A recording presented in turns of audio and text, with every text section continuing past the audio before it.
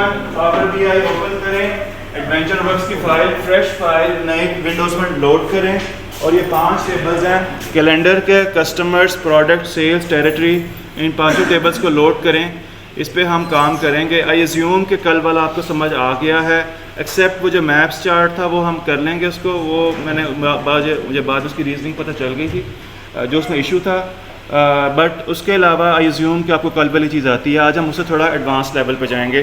पहली बात ये, मीनवाइल जब तक आप लोग लोड कर रहे हो, अगेन जो सबसे फंडामेंटल क्वेश्चन जो कि आप लोगों को भी मेरे से पूछना चाहिए था, सर ये डेटा सेट है किस चीज़ का? अगर मैं आप लोगों से पूछूं, आप लोगों ने कल इस पे काम किया, ये डेटा सेट किस कंपनी का है, ये इस कंपनी का क्या बिजनेस हो सकता है, आपको क्या समझ आई इस डेटा सेट को देख के?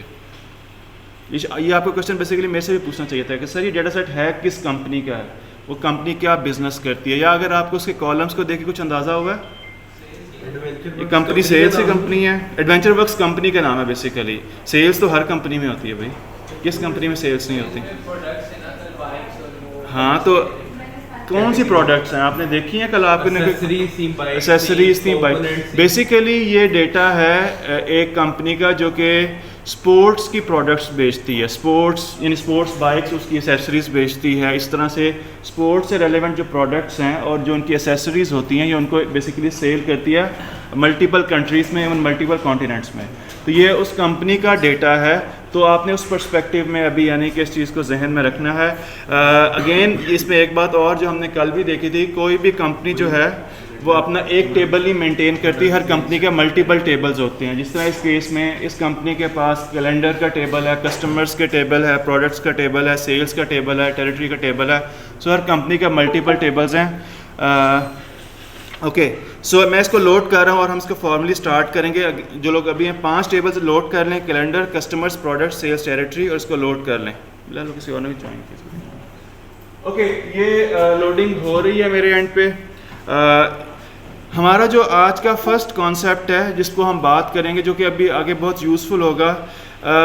इन जनरल हायरार्कीज़, पता है आपको क्या हायरार्की इन जनरल आपने सुना? हायरार्की क्या होती है भाई इन जनरल इसकी डेफिनेशन क्या है?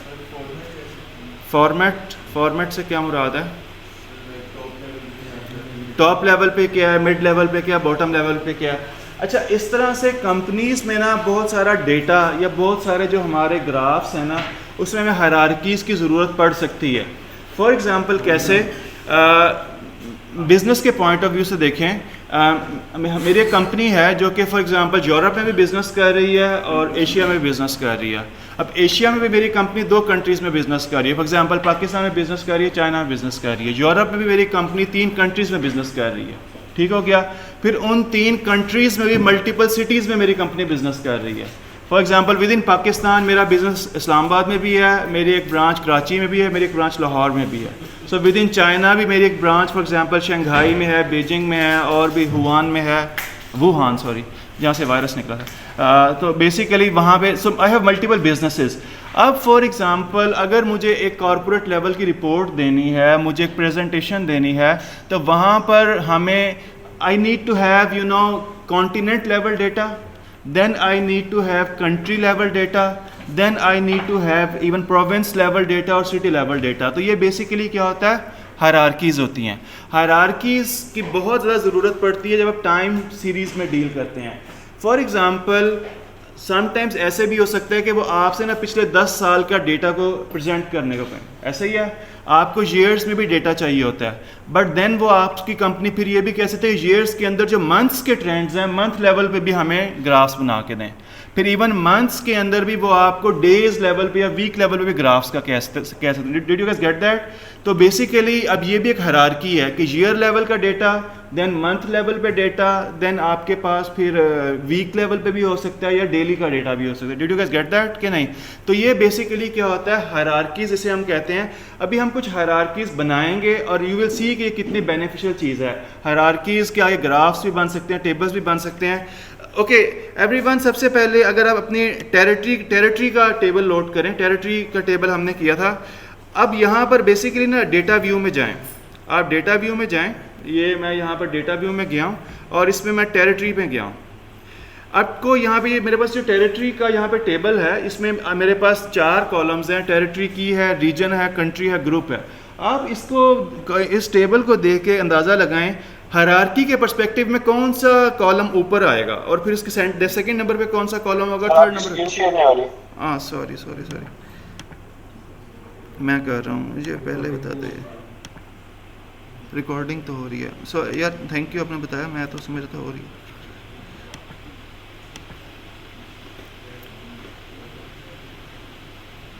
ओके अब हो रही है मेरी स्क्रीन शेयर, आपको नज़र आ रहा है?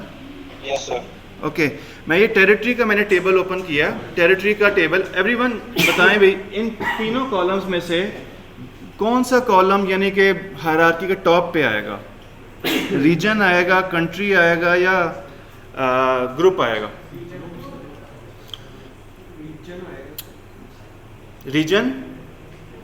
अगेन ये डेटा को समझना बड़ा ज़रूरी है। फिर से सोचें ब्रॉड लेवल पे, जिस तरह कॉन्टिनेंट बड़ा होता है ना और उसके नीचे कंट्रीज होते हैं, तो यानी कॉन्टिनेंट या ब्रॉडर लेवल पे, टॉप लेवल पे कौन सा कॉलम आएगा?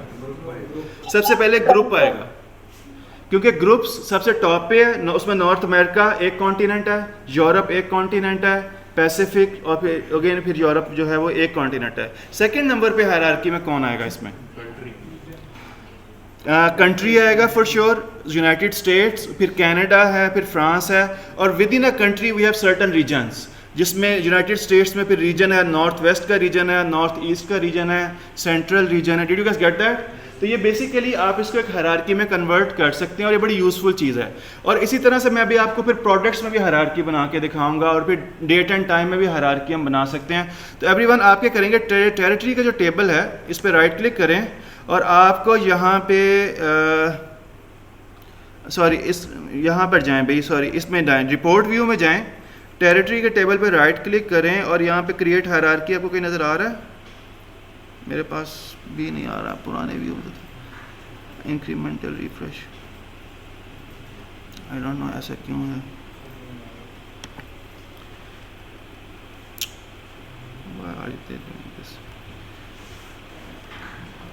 जिनके पास पुराना पावर BI है उनके, अच्छा सॉरी टेबल पे नहीं, कंट्री के कॉलम पे क्लिक करें। सही कह रही हैं आप। कंट्री टेबल के अंदर कंट्री कॉलम पे क्लिक करें तो आपको टॉप, राइट क्लिक करें तो आपको टॉप पे क्रिएट हायरार्की मिलेगा। मिल गया सारों को? सॉरी गुड, किसने बताया मुझे, थैंक यू। इसमें क्रिएट हायरार्की, फॉर एग्जांपल मैं इस पर चला जाता हूँ। जब मैं क्रिएट हायरार्की पे क्लिक करूंगा ना तो आप देखेंगे यहाँ पर आपके पास एक नया कॉलम्स है। कॉलम्स में यहाँ पर आपके पास कंट्री हायरार्की एक नया जनरेट हो गया कि नहीं हो गया, और उसके साथ एक हायरार्की का सॉर्ट ऑफ एक सिंबल भी आ गया कि नहीं। इस पर राइट क्लिक करें और मैं इसको रीनेम करता हूँ, क्योंकि मैं इसको कहता हूँ मैं टेरिटरीज हायरार्की, ताकि मैं एक जनरलाइज नाम रहे मेरे पास, टेरिटरी या हायरार्की, आप इसको कोई भी रेलेवेंट नाम दे लें। कंट्री पर राइट क्लिक करें और क्रिएट हायरार्की आ जाएगा, और उसको जो भी आप यानी कि जो आपका हायरार्की बनेगी उसको आप रीनेम कर लें। तो मैंने उसको रीनेम कर लिया टेरिटरी हायरार्की से। Did you guys get that? Okay अगर आप यहाँ पर देखें, इफ़ यू टेरिटरी हायरार्की के साथ ही आपको इस तरह से एक ड्रॉप डाउन मेन्यू सब भी आएगा, उसको आप एक्सपेंड करें तो इसमें कंट्री ऑलरेडी इसमें यहाँ पे मौजूद है कि नहीं मौजूद। आप क्या करेंगे, कंट्री के बाद आप यहाँ पर फॉर एग्जांपल आप करेंगे ग्रुप, आप ग्रुप पे राइट क्लिक करें। एवरीवन ग्रुप पे राइट क्लिक करें और ऊपर आपको मिलेगा ऐड टू हायरार्की, मिल रहा है आपको? आप ऐड टू हायरार्की में जाएं और टेरिटरी हायरार्की जिसको मैंने रीनेम किया उसको आप सिलेक्ट कर लें, यानी अब ग्रुप भी जो है वो हमारी हायरार्की का हिस्सा बन गया। फिर आप क्या करें, आप रीजन पे क्लिक करें और इसको भी ऐड टू हायरार्की करें, राइट क्लिक करें, ऐड टू हायरार्की करें और टेरिटरी हायरार्की कर लें। तो आप देखेंगे मेरे पास यहाँ पर एक हायरार्की है, उसका नाम है टेरिटरी हायरार्की, और उसके अंडर जो है मेरे पास 3 जो हैं वो उसने एक लेवल्स बना दिए हैं। सो पहले नंबर पे कंट्री है, फिर ग्रुप है, फिर रीजन है। Any question? नहीं समझ, किससे नहीं हुआ? यहाँ पे नज़र नहीं आएगा। अगर नहीं हुआ तो रेज योर हैंड, मैं आपको बताऊँगा। जो लोग ऑनलाइन बैठे हो गया कि नहीं हुआ? किससे नहीं हुआ या किसको समझ नहीं आई? कंट्री ऑटोमेटिकली पहले ऐड हो जाता है ना, फिर ग्रुप और रीजन को आपने ऐड करना है। बिला देखो किसी का क्वेश्चन वगैरह तो नहीं है? हामिद खान है जी हामिद पूछना है, हामिद पूछे, आपने कुछ पूछना है? हामिद आपकी आवाज़ नहीं आ रही, आप ना चैटिंग में टाइप कर दें। सॉरी,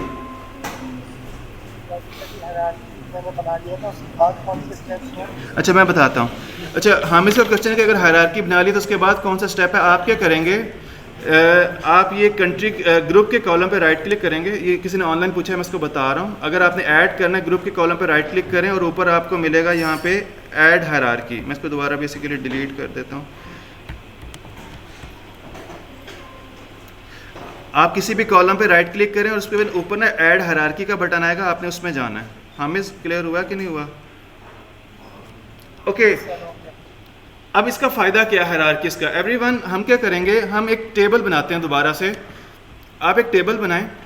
सो मैं एक टेबल बना रहा हूँ सिंपल। मैंने यहाँ पे टेबल के विजुअलाइजेशन में गया, मैंने एक टेबल बनाया और सबसे पहले टेबल के जो यहाँ पे मेरे पास नीचे कॉलम्स आ रहे हैं, सबसे पहले मैं यहाँ पे टेरिटरी हायरार्की को ड्रैग एंड ड्रॉप, जो आपकी हायरार्की थी उसको ड्रैग एंड ड्रॉप कर दें। मैंने क्या किया, टेबल बनाया और टेबल के बाद जो हायरार्की थी, टेरिटरी हायरार्की, उसको मैंने ड्रैग एंड ड्रॉप कर दिया कॉलम्स में। समझ लगी इस बात की? और हम एक कॉलम और ले लेते हैं। आप यहाँ पे सेल्स का कॉलम ढूंढें अपनी फील्ड्स में, सेल्स अमाउंट का। जी जी, एक ही बात है।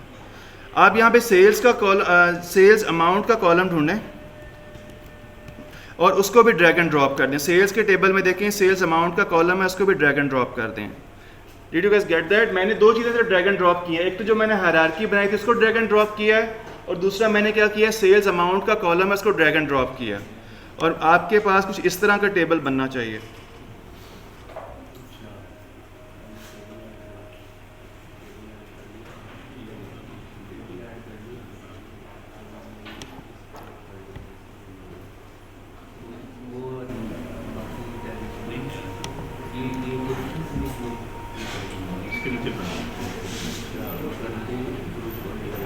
Okay, did you guys get that? ये किससे नहीं बना, ये समझ लगी इस बात की? Did you guys get that? Okay, एक काम और करेंगे इसके साथ। अभी टेबल के साथ एक मैट्रिक्स भी बनाएं। हम क्या करेंगे, टेबल के साथ हम एक मैट्रिक्स बनाते हैं। कल भी हमने एक मैट्रिक्स बनाया था, तो हम एक मैट्रिक्स बनाएंगे अगेन। और उस मैट्रिक्स में हम क्या करेंगे, हम रोज़ में उसी हायरार्की को, वो जो हमारे पास हायरार्की है टेरिटरी हायरार्की, उसको हम रोज़ में ड्रैग एंड ड्रॉप करेंगे।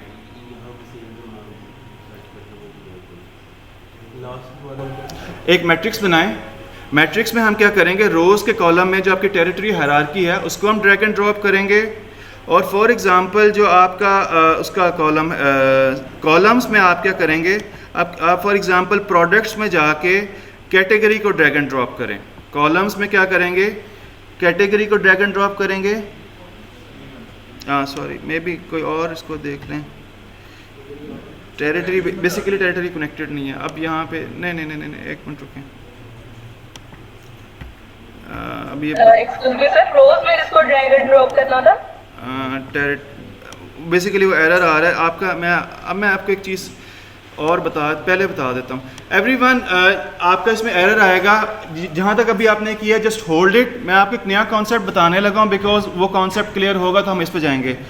एवरीवन, आप क्या करेंगे, अपने जहाँ तक आपने कर लिया, विजुअल बना लिया, keep it there. Model view में जाएं। ये आपके पास, अगर आप लेफ़्ट साइड पे देखें तो आपके पास यहाँ पर रिपोर्ट है, आपके पास फिर डेटा है और सबसे एंड पे मॉडल है। आपको यहाँ पे मॉडल व्यू में जाएंगे तो आपके पास इस तरह से ना, ये जो आपके टेबल्स हैं ना, वो इस तरह से बने कुछ नज़र आएंगे। आपके टेबल्स मिल रहे हैं कि नहीं मिल रहे? इसमें कस्टमर्स का भी टेबल है, इसमें कैलेंडर का भी टेबल है, सेल्स का भी टेबल है, और वो जो पांचों टेबल आपने इंपोर्ट किए हैं वो आपको यहाँ मिल रहे हैं। मिले हैं कि नहीं मिल रहे? आप इसमें से देखें, कुछ टेबल्स के दरमियान एक लाइन है जबकि कुछ के दरमियान नहीं है। अब ये जिनके दरमियान लाइंस नहीं है ना, इट मींस वो टेबल आपस में कनेक्टेड नहीं है। इसलिए वो जो हम ग्राफ बना रहे थे ना, आप देखें टेरिटरी किसी से कनेक्टेड है, टेरिटरी का टेबल, चूंकि वो किसी से कनेक्टेड नहीं है इसलिए हम इसको ना किसी और टेबल के साथ जोड़ नहीं सकते, किसी और टेबल के साथ उसका ग्राफ नहीं बना सकते। Did you guys get that?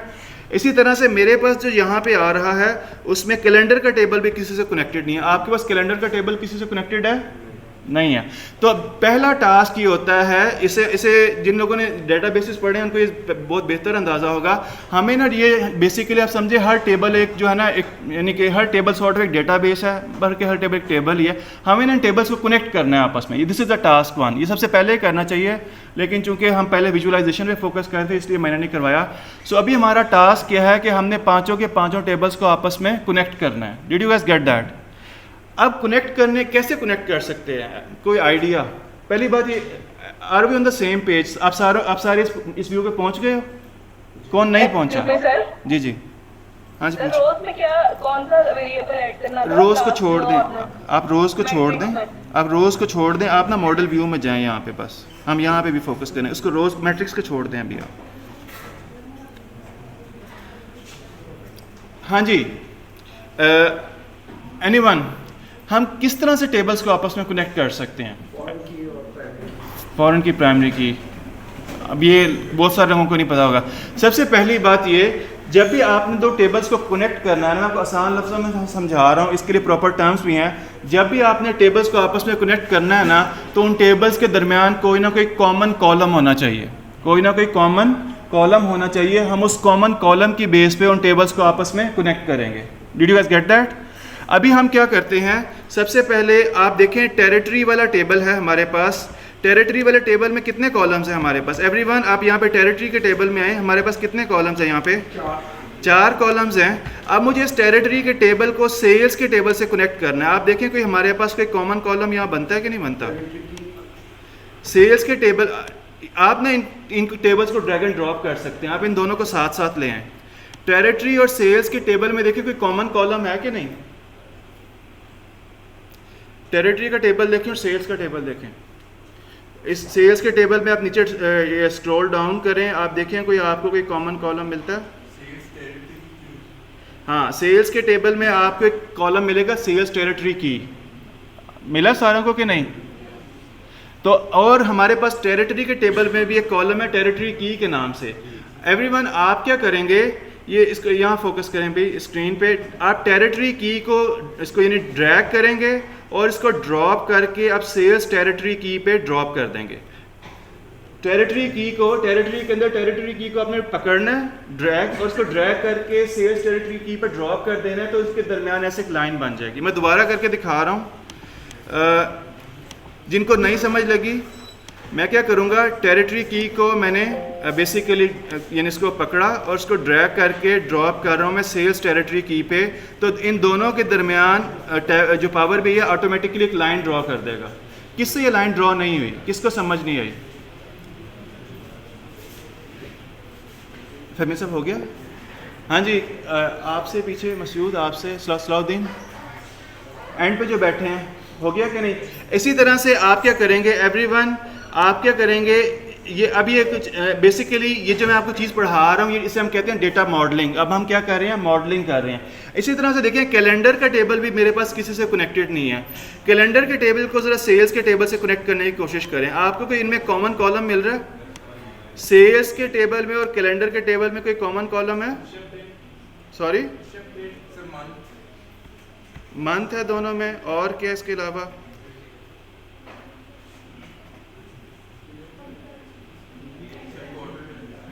Sorry, order है। पहली बात देखें, कैलेंडर के टेबल में डेट का कॉलम है, ऐसे है कि नहीं है? और आपको सेल्स के टेबल में भी कोई डेट के कॉलम्स मिल रहे हैं?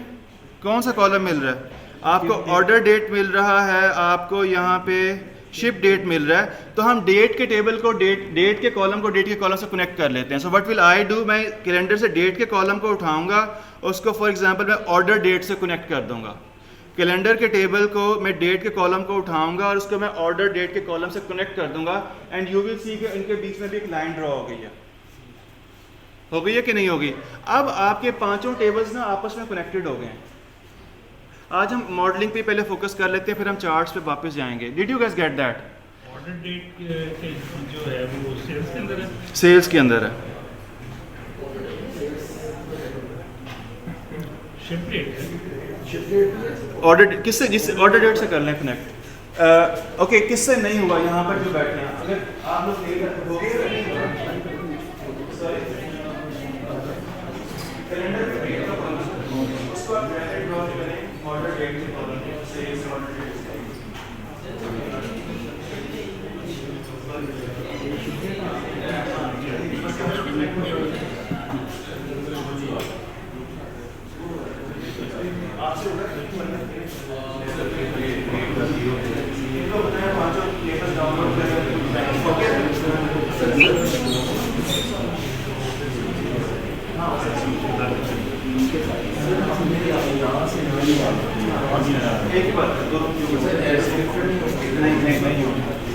ओके गाइस, अभी हम इसकी दोबारा प्रैक्टिस करेंगे एवरीवन। मैं इसको पहले हम डिटेल से पढ़ेंगे, फॉरगेट अबाउट विजुअलाइजेशन बिकॉज अब हम इस पे आ ही गए हैं। आप क्या करें, ये जो लाइंस बनती हैं ना, ये जो लाइंस आपको नज़र आ रही हैं, इन्हें हम कहते हैं कनेक्टर्स। ये वर्ड आपने जहन में रखना है, दीज आर कनेक्टर्स, ये कनेक्ट करती हैं। पहली बात ये, अगर आप किसी भी लाइन पे सिर्फ माउस लेके जाएंगे, डोंट क्लिक दैट, तो वो लाइन जो है ना वो येलो हो जाती है। और बेसिकली वो लाइन आपको जो कॉलम्स आपस में कनेक्टेड है ना उनको भी हाईलाइट करती है। फॉर एग्जांपल, मैं अगर टेरिटरी और सेल्स पे अगर मैंने उसके कनेक्टर पे मैंने अगर माउस को रखा है ना, तो मेरे पास ये कॉलम्स हाईलाइट हो गए हैं। आप लोगों के पास कॉलम्स हाईलाइट हो रहे हैं कि नहीं हो रहे? अगर ये टेरिटरी और सेल्स का जो कनेक्टर है, अगर मैं इसे माउस को रखूँगा तो बेसिकली वो कॉलम्स हाईलाइट कर रहा है कि भाई इन कॉलम्स के बेस पे ये आपस में कनेक्टेड हैं। Did you guys get that कि नहीं? इस बात की समझ लगी है कि नहीं लगी? अभी हम क्या करेंगे, एवरीवन राइट क्लिक करें कनेक्टर पे और उसको डिलीट कर दें, सारे कनेक्टर्स डिलीट कर दें, सारे के सारे। अभी हम दोबारा इसकी प्रैक्टिस करेंगे, ये बड़ा ज़रूरी है। हर कनेक्टर पे राइट क्लिक करें और उसको डिलीट कर दें, यानी हमारे टेबल्स को। और ये अभी हम इसकी प्रैक्टिस करेंगे और ये बड़ा समझना ज़रूरी है। डेटाबेस में इसके लिए टर्म प्राइमरी की और फॉरेन की यूज़ होती है, लेकिन मैं वो नहीं करवा रहा, मैं आपको जस्ट सिंपल वर्ड्स में बता रहा हूँ। सारे टेबल्स आपस में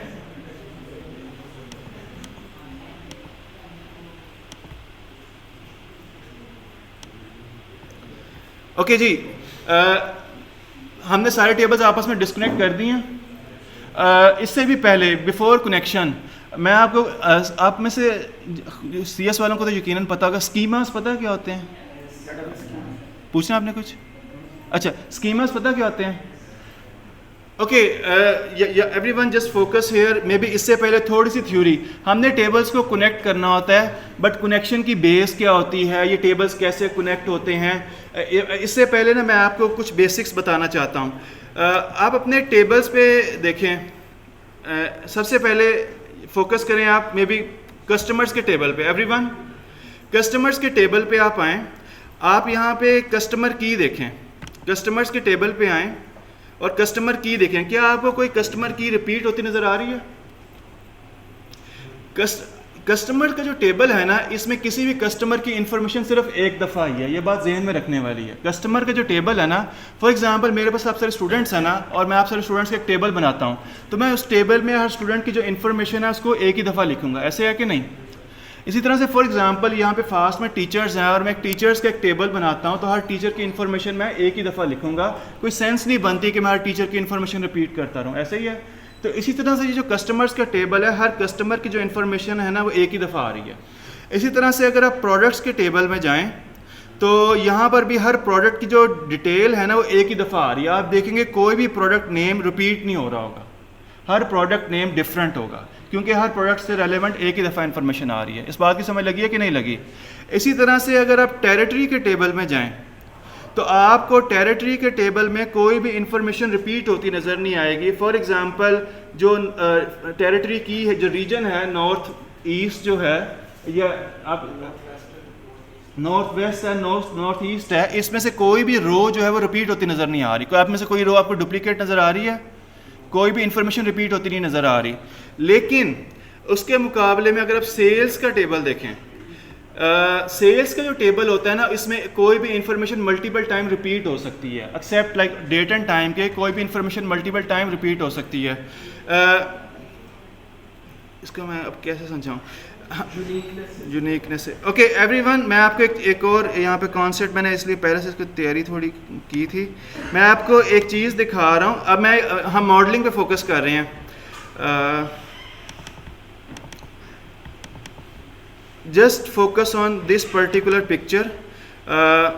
किसी भी जो आपका जो टेबल्स है ना यहाँ पे, उसमें आपके पास जो टेबल्स को अरेंज करने का तरीका होता है ना, वो ये तरीका होता है। How can I zoom it? Okay, यहाँ पर देखें, जो भी आपका जब टेबल्स बनते हैं ना, तो टेबल्स दो तरह के होते हैं। एक होता है आपका फैक्ट टेबल, एक होता है आपका डायमेंशन टेबल।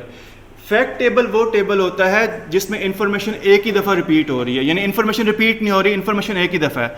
आपके पास फॉर एग्जांपल जो टेबल्स थे ना, आपके पास जो टेबल है प्रोडक्ट्स का, वो एक डायमेंशन है। आपके पास जो टेबल है फॉर एग्जांपल और किसका कस्टमर्स का, वो एक डायमेंशन है। आपके पास जो टेबल है टेरिटरीज का, वो एक डायमेंशन है। Did you guys get that? जो अभी हम पढ़ रहे हैं। और हमारे पास कौन सा टेबल है? कैलेंडर का, वो भी एक डायमेंशन है। लेकिन जो सेल्स का टेबल जो है ना, वो हमारा क्या है? फैक्ट टेबल होता है। अब कैसे पता चलेगा कि जी कोई टेबल, कौन सा टेबल फैक्ट है और कौन सा टेबल जो है वो डायमेंशन है? किसी भी कंपनी का मेन ऑब्जेक्टिव क्या होता है? पैसे कमाना, सेल्स जनरेट करना। जो कंपनी का वो टेबल जो कंपनी के मेन ऑब्जेक्टिव पे फोकस होता है ना, वो हमेशा आपका फैक्ट टेबल होगा। और बाकी जो भी टेबल्स होते हैं ना, वो उसको सपोर्ट कर रहे होते हैं। तो हमारा मेन टेबल कौन सा होगा? सेल्स टेबल होगा, ये सेंटर में होगा।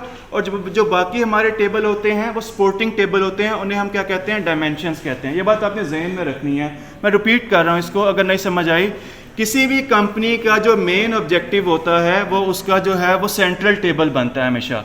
फॉर एग्जांपल मेरी कंपनी में, मेरा जो डेटाबेस है, मेरे पास मल्टीपल टेबल्स हैं, मेरा मेन फोकस क्या है? सेल्स। ठीक हो गया। और दूसरा आप देखेंगे जो मेरा सेल्स का टेबल है ना, उसमें बाकी सारे टेबल से इंफॉर्मेशन आ रही है। मेरे सेल्स के टेबल में मेरे प्रोडक्ट की इंफॉर्मेशन भी होगी, मेरे सेल्स के टेबल में मेरे कस्टमर्स की इंफॉर्मेशन भी होगी, मेरे सेल्स के टेबल में मेरे टेरिटरीज की कि जी वो यूरोप में सेल हुई है, वो भी इंफॉर्मेशन होगी। मेरे सेल्स के टेबल में कैलेंडर की भी इंफॉर्मेशन होगी कि जी किस महीने में सेल हुई है, किस साल में सेल हुई है। Did you guys get that? तो सेल मेरा एक सेंट्रल टेबल है, और जो बाकी टेबल्स हैं वो मेरे क्या हैं? सपोर्टिंग टेबल्स हैं, ये डायमेंशंस हैं। Did you guys get that? इस स्कीमा को माइक्रोसॉफ्ट जो जनरल डेटाबेस के सेंस में इसको हम कहते हैं स्टार स्कीमा। स्टार स्कीमा में क्या होता है? एक हमारा सेंट्रल टेबल होता है और हर चीज़ उस पर फोकस्ड होती है। Did you guys get that? और जो बाकी टेबल होते हैं वो मेरे क्या होते हैं? डायमेंशंस होती हैं। समझ लगी इस बात की कि नहीं लगी? अभी हम सेम यही पिक्चर जो है ना, पावर बीआई में जाके अपना जो हमारा मॉडल वाले व्यू में जाके हम ये चीज़ बनाएंगे। हम क्या करेंगे? सेल्स को सेंटर में रखेंगे, और जो बाकी हमारे डायमेंशंस हैं, प्रोडक्ट्स और टेरिटरीज और कैलेंडर और कस्टमर्स, उसको हम क्या करेंगे? इसके डायमेंशंस बनाएंगे। Did you guys get that? हम इसी को अभी बनाते हैं। सो हम क्या करते हैं एवरीवन, अब अपने पावर बीआई में दोबारा पावर बीआई में जाएंगे हम, और इसीलिए मैंने डिलीट करवाया था। आप क्या करेंगे? ये अगर आप यहाँ पे एंड पे अगर आप देखें, आपके पास ना एक फिट टू पेज की ऑप्शन आएगी बिल्कुल एंड पे। तो ये अब अगर आपको एक स्क्रीन पे नज़र नहीं आ रहा, अगर आप फिट टू पेज पे करेंगे ना, तो ये आपके सारे के सारे टेबल्स जो है ना, वो एक पेज पे आ गए हैं। आप इसको थोड़ा जूम करके, मैं चाहता हूँ कि सारे के सारे टेबल्स जो है ना, वो एक ही व्यू में हमें नज़र आए। ड्रैग कर लें। आप क्या करेंगे एवरीवन? सबसे पहले सेल्स के टेबल को आपने क्या करना है, मैं आपको अब थोड़ा जूम करके दिखा रहा हूँ। जो आपका सेल्स का टेबल है ना, ये आपका सेंटर में होगा। एवरीवन आपका सेल्स का टेबल आपके क्या होगा? सेंटर में होगा। कैलेंडर का टेबल आप इसके एक साइड पे रखेंगे, वो करवाता है। कैलेंडर का टेबल एक साइड पे रखेंगे, टेरिटरी का टेबल एक साइड पे रखेंगे। फिर आप क्या करेंगे? जो आपका प्रोडक्ट्स का टेबल है, वो आप फॉर एग्जांपल इसके कस्टमर्स इसके ऊपर रख लेंगे ऐसे। और जो आपका लास्ट टेबल है वो प्रोडक्ट्स का, वो आप नीचे रख लेंगे। तो मैंने बेसिकली ना सॉर्ट ऑफ इसको एक स्टार की एक शेप बनाने की कोशिश की है। Everyone just do that. Sales का सेंटर में आना चाहिए, बिकॉज ये हमारा फैक्ट टेबल है।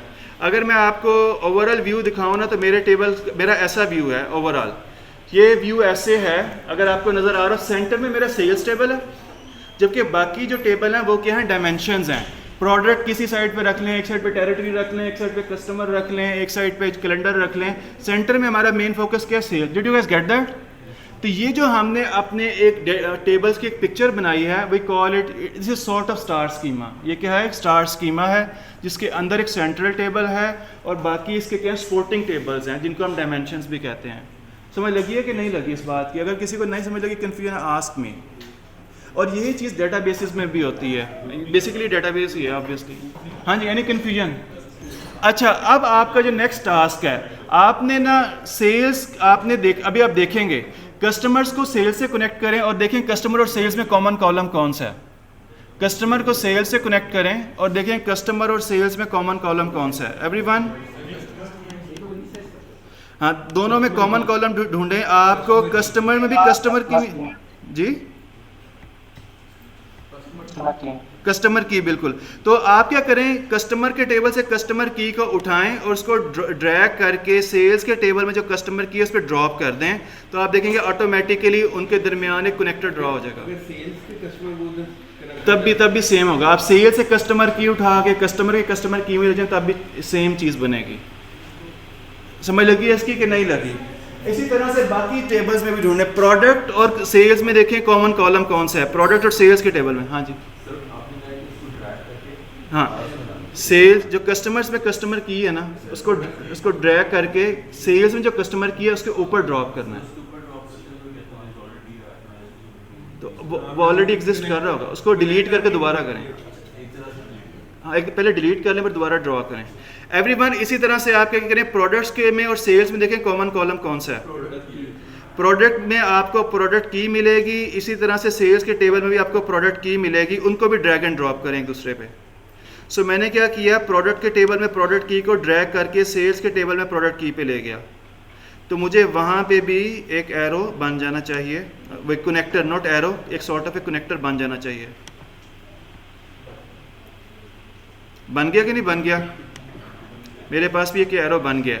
इसी तरह से देखें टेरिटरी के टेबल में और सेल्स के टेबल में कौन सा कॉमन कॉलम है, टेरिटरी के टेबल में और सेल्स के टेबल में।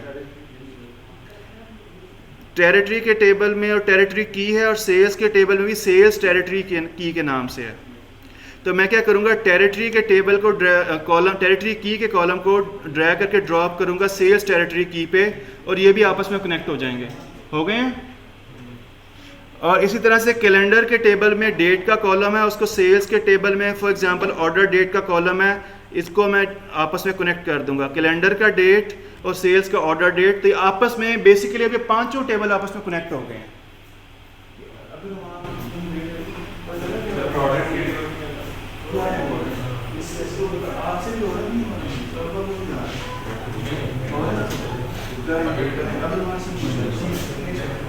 बच्चे हो गया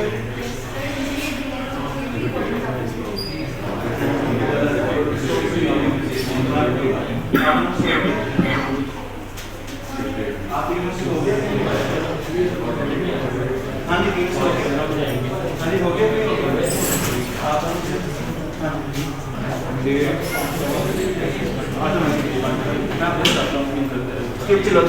आप तीनों से, आपसे हो गया? डेट को किससे करें? डेट को ऑर्डर डेट से।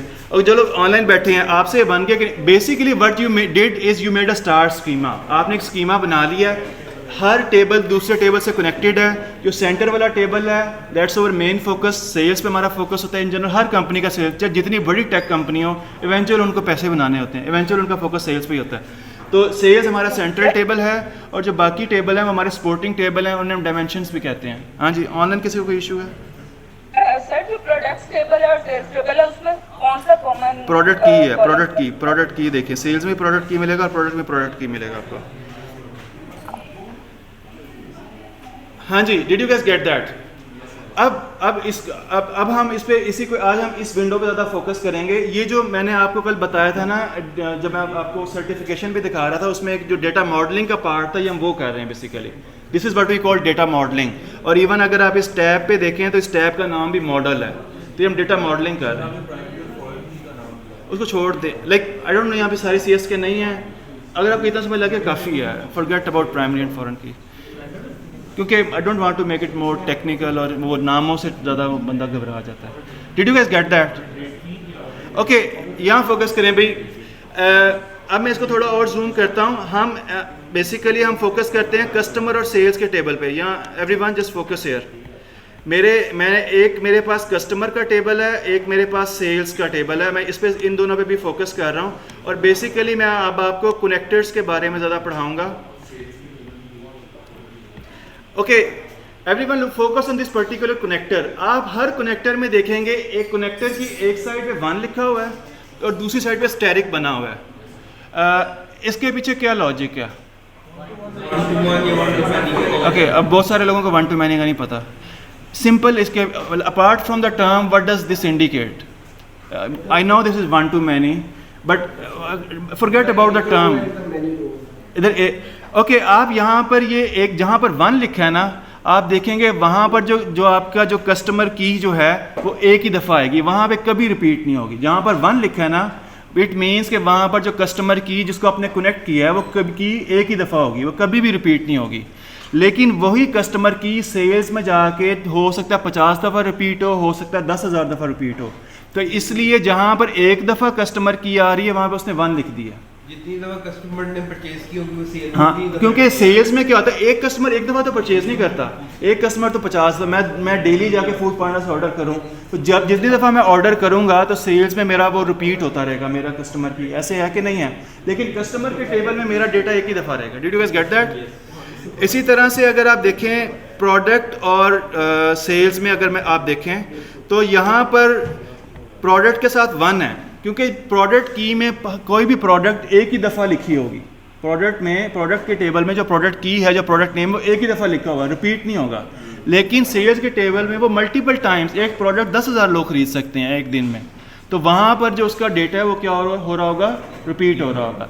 इसको हम एक्चुअल में भी देखते हैं। Everyone if you go to your data table, हम क्या करते हैं डेटा टेबल में ना, आप यहाँ पे कस्टमर्स में जाएं और कोई भी एक कस्टमर की ढूंढें, फॉर एग्जांपल 11054, आप इसको कोशिश करें कि ढूंढने के ये रिपीट हो रही है कहीं। कस्टमर्स के टेबल में कस्टमर की पे जाएं, क्या आपको just try to find out, थोड़ा स्क्रॉल करें, क्या आपको कोई भी कस्टमर की रिपीट होती नज़र आ रही है? कोई भी रिपीट होती नज़र आ रही है? नहीं। इसका जो अब ये चूँकि हम यहाँ पे आ गए हैं, मैं आपको एक आसान सोल्यूशन बताता हूँ। अगर आपने फाइंड करना है, एवरीवन कस्टमर की के ड्रॉप डाउन मेन्यू पे जाएं, यहाँ पे क्लिक करें और आप किसी भी, आप यहाँ पे ना सिलेक्ट ऑल को अनचेक करें और किसी भी एक की को सिलेक्ट कर लें, यानी उससे रेलेवेंट जो भी डेटा होगा वो आपको डिस्प्ले करवा देगा। सो मैं 11001 जो है इसको मैंने चेक किया, तो आप देखें मेरे पास यहाँ पे इस टेबल में इसका एक ही रिकॉर्ड है। मैंने किसी एक की को फिल्टर किया, उसका एक ही रिकॉर्ड है। इसीलिए जब मॉडल व्यू में उसके आगे 1 आ रहा था, क्योंकि कोई भी रिकॉर्ड क्या हो रहा है, रिपीट नहीं हो रहा। Did you guys get that? लेकिन इसके मुकाबले में अगर आप सेल्स के टेबल में जाएं, सेल्स के टेबल में कस्टमर की को ढूंढें, सो मैं क्या करता हूँ, मैं इसको दोबारा सेलेक्ट ऑल कर लेता हूँ। अब मैं सेल्स के टेबल में जाता हूँ और सेल्स के टेबल में जाके मैं कस्टमर की ढूंढता हूँ और वहाँ पर मैं किसी कस्टमर की को फिल्टर करता हूँ। कहाँ पे? ऑर्डर ये, और कस्टमर की में जाके मैं फॉर एग्जांपल, लाजमी नहीं कि सारे कस्टमर्स रिपीट हों, लेकिन मैं कोई एक फॉर एग्जांपल 11001 इसको मैं फ़िल्टर करता हूँ, तो आप देख रहे हैं मेरे पास इसकी मल्टीपल कैटेगरीज आ गई हैं। 11001 को फ़िल्टर करें तो मेरे पास यहाँ पे इसकी मल्टीपल एंट्रीज आ गई हैं। तो इसीलिए सेल्स पे उसने मैनी का निशान स्टैटिक की फॉर्म में होता है, लेकिन यही कस्टमर की एंट्री जो कस्टमर के टेबल में क्या है, एक ही दफ़ा आई है। Did you guys get that? तो इसीलिए मॉडल व्यू में उसने उसको 1 कहा था और यहाँ पर उसको मैनी कहा है। इसी तरह से प्रोडक्ट्स के टेबल में होता है, इसी तरह से टेरिटरीज के टेबल में होता है, इसी तरह से कैलेंडर्स के टेबल में। Did you guys get that? समझ लगी इस बात की कि नहीं लगी? तो ये डेटा मॉडलिंग का बहुत इंपॉर्टेंट पार्ट है। अगेन, आप जब भी किसी कंपनी में जॉब करते हैं तो सबसे पहले मैं तो हाईली, और ये जो बेसिकली जो डेटाबेस डिज़ाइनर होते हैं उनको ये जब डेटाबेस डिज़ाइन करते हैं ना, तो उनको शुरू में ये बात देखनी चाहिए कि जब हम डेटाबेस बना रहे हैं तो हमारे कौन कौन से टेबल्स जो हैं वो डायमेंशंस टेबल बनेंगे और हमारे कौन कौन से टेबल्स जो फैक्ट टेबल बनेंगे, ताकि बाद में हमें स्कीमास बनाने में, स्कीमास कनेक्ट करने में और उनसे फिर ये ग्राफ्स वगैरह बनाने में बड़ी आसानी हो। Did you guys get that? तो ये बड़ा ज़रूरी है और आपको पता होना चाहिए। अगेन इसमें एक और चीज़, हाँ जी, सर अगर हम सेल्स का डाटा इंपोर्ट ना करते तो बाकी हम टेबल बोलते हैं, तो उनमें से कौन सा बनता? नहीं, फिर वो आपस में कनेक्ट ही ना होते। उनको अगर फॉर एग्जांपल सपोज करें इस सारे डेटाबेस में सेल्स का टेबल ना हो और प्रोडक्ट का भी टेबल हो और कस्टमर का भी टेबल हो, so we don't have any common table to connect. यानी हर केस में सेल्स होना, हर केस में फैक्ट टेबल होगा, आप उस फैक्ट टेबल के थ्रू ही सारे टेबल्स को कनेक्ट करेंगे। सेल्स के अलावा कुछ हो सकता है? बहुत सारे टेबल हो सकते हैं। फॉर एग्जांपल हमारे पास यहाँ पे फास्ट की सेंस में मेरे ख्याल में जो स्टूडेंट, अगर मैं फास्ट के एंटिटीज़ के, एक हमारे पास होगा स्टूडेंट का टेबल अलहदा से, एक हमारे पास टेबल होगा फॉर एग्जांपल उसका टीचर्स का, एक हमारे पास फॉर एग्जांपल टेबल होगा उसने फ़ीस वगैरह जमा कराई है। कौन सी ऐसी कॉमन चीज़ हो सकती है जिसमें तीनों चीज़ें आती हों? प्रोबेबली एक मेरे पास अगर उसकी डिग्री का या उसके जो ट्रांसक्रिप्ट का अगर एक टेबल है ना, तो उसकी ट्रांसक्रिप्ट में कोर्सेज का भी डेटा आ रहा है उसकी ट्रांसक्रिप्ट में टीचर्स का तो खैर नहीं आता, लेकिन हम अज्यूम कर लेंगे कि टीचर्स का भी डेटा आ रहा है, उसकी ट्रांसक्रिप्ट में फॉर एग्जांपल वो फीस पेड से भी कनेक्टेड होती है कि फीस पूरी है तो ट्रांसक्रिप्ट देनी है, नहीं तो नहीं देनी। तो जो एक ट्रांसक्रिप्ट का जो टेबल होगा ना, एक सॉर्ट एक सेंट्रल टेबल होगा, फैक्ट टेबल होगा। तो जो स्टूडेंट्स का टेबल है, टीचर्स का टेबल है, फीस का टेबल है, या और भी जो टेबल है फॉर एग्जांपल जो भी टेबल्स हैं वो सारे क्या होंगे, स्पोर्टिंग टेबल्स होंगे। Did you guys get that? क्योंकि इवेंचुअली एक इदारे का क्या फोकस होता है कि उसके स्टूडेंट ग्रेजुएट हों। इवेंचुअली इदारे भी हर प्रॉफिट ही कमाते हैं, बट फास्ट नॉन प्रॉफिट है। Honestly it's registered as non profit, even LUMS is registered as non profit, UCP is registered as for profit. हाँ, UCP वाहिद पाकिस्तान में यूनिवर्सिटी है जो कि मेरे नॉलेज में जो कि फॉर प्रॉफिट रजिस्टर्ड है, बाकी पाकिस्तान में सारी यूनिवर्सिटीज़ जो हैं वो नॉन प्रॉफिट हैं। Okay, did you guys get that? अब इसमें फर्दर आते हैं भाई। इसके अलावा आप देखें, आपको ना फोकस ऑन कनेक्टर्स, कनेक्टर पे फोकस करना है। आपको ना कनेक्टर में सेंटर में एक एरो भी नज़र आ रहा है। ये एरो क्या बता रहा है कि क्या डायरेक्शन की कहाँ से कहाँ जा रही है? नहीं, हाँ जी, इस एरो पे फोकस करें भाई। ये एरो क्या बता रहा है? सर ये 1 to many या many to 1 है, ये बता रहा है। सर difference नहीं, उसके लिए लाइक ये एरो ना भी हो तो पता चल जाएगा। हाँ जी, Sir, one to many relationship, many relation. Master को चाइल्ड बता रहा मास्टर, डायरेक्शन बता रहा है ना, मास्टर की तरह वो चाइल्ड। अच्छा ये डायरेक्शन बता रहा है कि जी फैक्ट टेबल किधर और डायमेंशन टेबल किधर है, सॉर्ट ऑफ। यस एवरीवन, आप क्या करें, अब इस कनेक्टर पे ना डबल क्लिक करें, इस कनेक्टर पे डबल क्लिक करें और आपके पास एक नई विंडो आ जानी चाहिए। ये रिलेशनशिप विंडो है बेसिकली। अगर आप यहाँ पर देखें तो ये उसी कनेक्टर को ना और एक्सप्लेन कर रहा है। फॉर एग्जांपल ये बता रहा है कि सेल्स के टेबल में कस्टमर की है, ये ग्रे हाईलाइट हुआ हुआ है। और अगर आप देखें वो कह रहा है कि कस्टमर के टेबल में भी कस्टमर की है, तो ये जो ग्रे हाईलाइटेड है ये आपस में कनेक्टेड है। समझ लगी इस बात की? नीचे आपको कार्डिनैलिटी की जो रिलेशनशिप्स हम पढ़ते हैं ना, 1 to many, इसे कार्डिनैलिटी बेसिकली कहते हैं। तो ये बता रहा है कि यहाँ पे many to 1 है। अब जो मैंने आपसे पूछा था ना, जो सिंगल एरो की क्या बता रहा है, this is actually filter direction. अगर आप नीचे यहाँ पे देखें आपको क्रॉस फिल्टर डायरेक्शन मिल रहा है और इसके आगे सिंगल लिखा हुआ है। एनी आइडिया ये अब बेसिकली ये क्या है? Filter direction. बट ये क्या होती है? एनी आइडिया फिल्टर डायरेक्शन क्या होती है? अभी अगर मैं आपको प्रैक्टिकली टेबल बना के दिखाऊँ ना तो आपको ज़्यादा क्लियर होगा, but any idea? Okay, no idea. Anyone, कोई तुक्का लगाया किसी को? फिल्टर डायरेक्शन से क्या मुराद है यहाँ पे? और बेसिकली वो जो सिंगल एरो है ना, वो बेसिकली फिल्टर डायरेक्शन को इंडिकेट कर रहा है। अगर आप यहाँ पे सिंगल की बजाय डबल कर दें ना, बोथ कर दें, आप सिंगल के बोथ करें और ओके करें, तो आप देखेंगे जहाँ पर सिंगल एरो था वहाँ पर अब जो है वो डबल एरो हो जाने चाहिए। हो गए हैं कि नहीं हुए? जहाँ पर सिंगल एरो थे वहाँ पे डबल एरो हो जाने चाहिए। मेरे पास यहाँ पे बोथ करें और डबल एरो हो रहा है कि नहीं हो रहा? हाँ, अब इसका क्या मतलब है? अब डबल एरो हो गया, अब क्या मतलब है?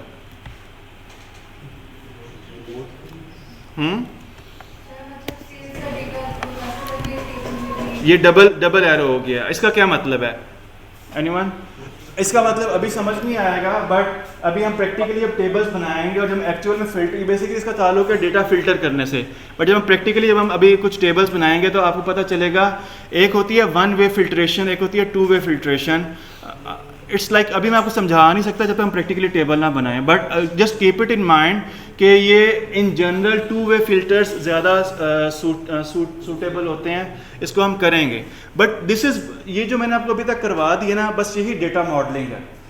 पावर BI की जो सर्टिफिकेशन होती है 30% क्वेश्चन डेटा मॉडलिंग के होते हैं, और वो उसमें यही पूछते हैं भाई कौन सा टेबल किस टेबल से कनेक्ट होगा, कैसे कनेक्ट होगा, उसमें आपके डायमेंशन टेबल कौन सा है, फैक्ट टेबल कौन सा है, उसमें ये जो कार्डिनैलिटी यानी 1 to 1 है, 1 to many होगा, many to 1 होगा, या फॉर एग्जांपल उसमें फिल्टर की डायरेक्शन क्या होगी, सिंगल होगी या बोथ होगी। Did you guys get that?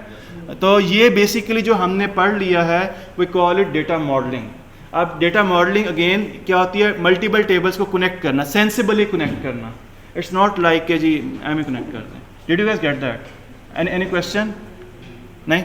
Okay, अब चूंकि हमारे सारे टेबल्स आपस में कनेक्टेड हो गए हैं, अब हम दोबारा जहाँ से हमने छोड़ा था अब हम उस पर वापस आते हैं। एवरीवन, मैं रिपीट कर रहा हूँ, हाँ, मेक श्योर कि आपके टेबल्स कनेक्टेड हो। एक मैट्रिक्स बनाएं, एक मैट्रिक्स बनाएं। उस मैट्रिक्स में आप लिखें वही जो अभी हमने हायरार्की बनाई थी, टेरिटरी हायरार्की को आप डालें कॉलम्स में। सॉरी रोज़ में, हाँ जी।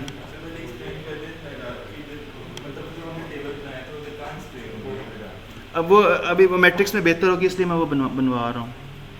आप क्या करें, रोज़ में लिखें किसको, रोज़ में डालेंगे आप हायरार्की को, और कॉलम्स में आप डालेंगे फॉर एग्ज़ाम्पल प्रोडक्ट्स में जाके कैटेगरी को आप कॉलम्स में डाल लें, प्रोडक्ट्स में जाके कैटेगरी को आप कॉलम्स में डाल लें। हायरार्की जो भी हमने हायरार्की नहीं बनाई थी, टेरिटोरियल हायरार्की, और कॉलम्स में जाके आप कैटेगरी को डाल लें। और फॉर एग्ज़ाम्पल आप क्या करेंगे, वैल्यूज़ में आप जो है जो आपके टैक्स की यहाँ पे एक टैक्स का एक कॉलम है, आप उसको टैक्स को फॉर एग्ज़ाम्पल आप टैक्स अमाउंट उसको आप वैल्यूज़ में डाल लें सेल्स के टेबल में। अगर आपको टेबल ना हो ना, आप ये जस्ट यहाँ पे फील्ड सर्च करें, टैक्स लिखें, आपको टैक्स अमाउंट का एक मिल जाएगा। You should have a table like this. अगर किसी को नहीं मिला तो मुझे बताएं, अगर किसी को नहीं समझ आई, किसी से अभी तक नहीं बना, अब्दुल रहमान बना कि नहीं बना, हायरार्की बनाई है कि नहीं बनाई, इसको देखें। यहाँ पे रोज़ में हायरार्की है, कॉलम्स में मेरे पास कैटेगरी है, और वैल्यूज़ में टैक्स अमाउंट है। इशबा खान पूछें, आप क्या पूछ रही हैं? हायरार्की कैसे बनती है? ठीक है, मैं बता देता हूँ।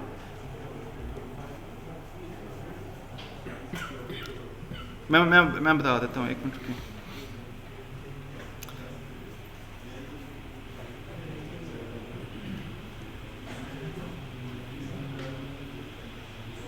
ओके, मेरे कुछ स्टूडेंट्स ने जिन्होंने लेट ज्वाइन किया है, अभी हम उनको आपको हायरार्की का नहीं पता, और किसको हायरार्की का नहीं पता, आपको नहीं पता।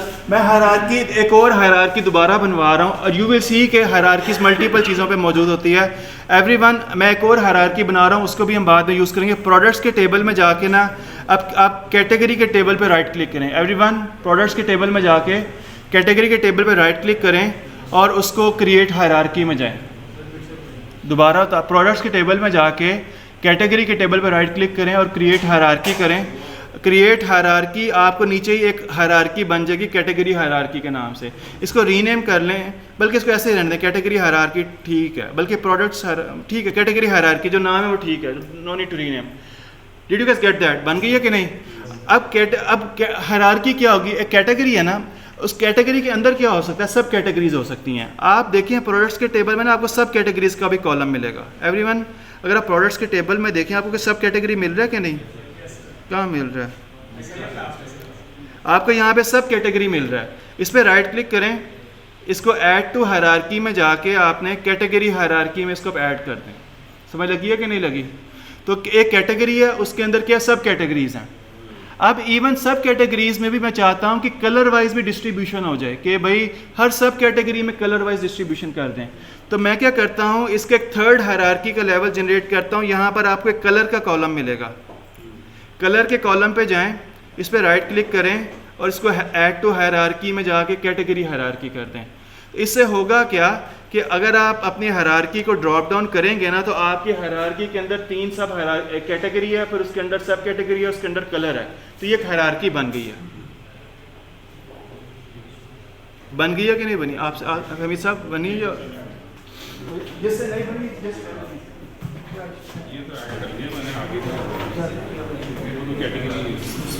क्लास और कलर हो गया ना, तीसरा भी था कैटेगरी को भी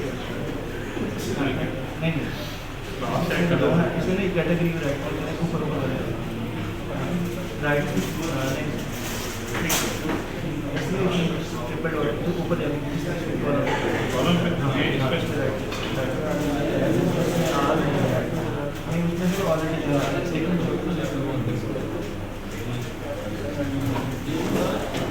आपकी हायरार्की बन गई है।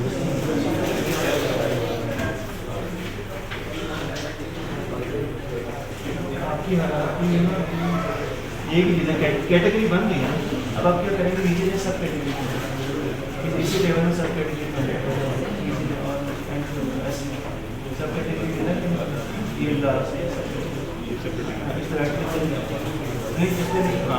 यहाँ पे ऐड और इस कैटेगरी ऐड करें। अभी उसके बाद उस इस तरह से उसमें राइट क्लिक करें। ओके, हायरार्कीज बन गई हैं कि नहीं बन गई? Okay, everyone just focus here. आप क्या करेंगे, ये जो आपने अभी मैट्रिक्स बनाया है, मैं यहाँ पर ना कॉलम्स में पहले हमने टेरिटरी वाला किया था, उसको छोड़ के हम ये जो कैटेगरी हायरार्की है ना, इसको मैं कॉलम्स में ड्रॉप डाउन कर रहा हूँ। सॉरी, मैट्रिक्स के एक मैं दोबारा मैट्रिक्स में दोबारा से बना लेते हैं।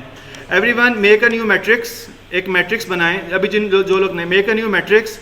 आप क्या करेंगे, रोज़ में जो अभी आपने नई कैटेगरी हायरार्की बनाई है ना, उसको ड्रॉप डाउन कर दें। रोज़ में आपने जो नई अभी कैटेगरी हायरार्की बनाई है उसको ड्रॉप डाउन करें। कॉलम्स में आप क्या करें, कॉलम्स में फॉर एग्ज़ाम्पल आप यहाँ पे कॉलम्स में हम कोई और कैटेगरी ढूंढ लें। स्टेटस कॉलम में ना आपको एक स्टेटस, प्रोडक्ट्स में एक स्टेटस का कॉलम है, उसको ड्रैग एंड ड्रॉप कर दें।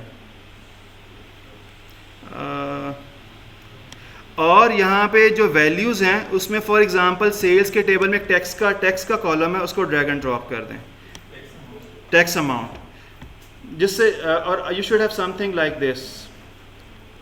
कैटेगरी मैं दोबारा बता रहा हूँ, जो अभी आपने हायरार्की बनाई है उसको आप कहाँ पे ड्रॉप डाउन करना है, रोज़ में। और कॉलम्स के में आपने स्टेटस का कॉलम है उसको ड्रॉप डाउन करना है, और वैल्यूज़ में टैक्स अमाउंट को। किससे नहीं हुआ, ये किसको नहीं समझ लगी? अगर कोई कंफ्यूज हो आप तो बताओ, आपसे पूरा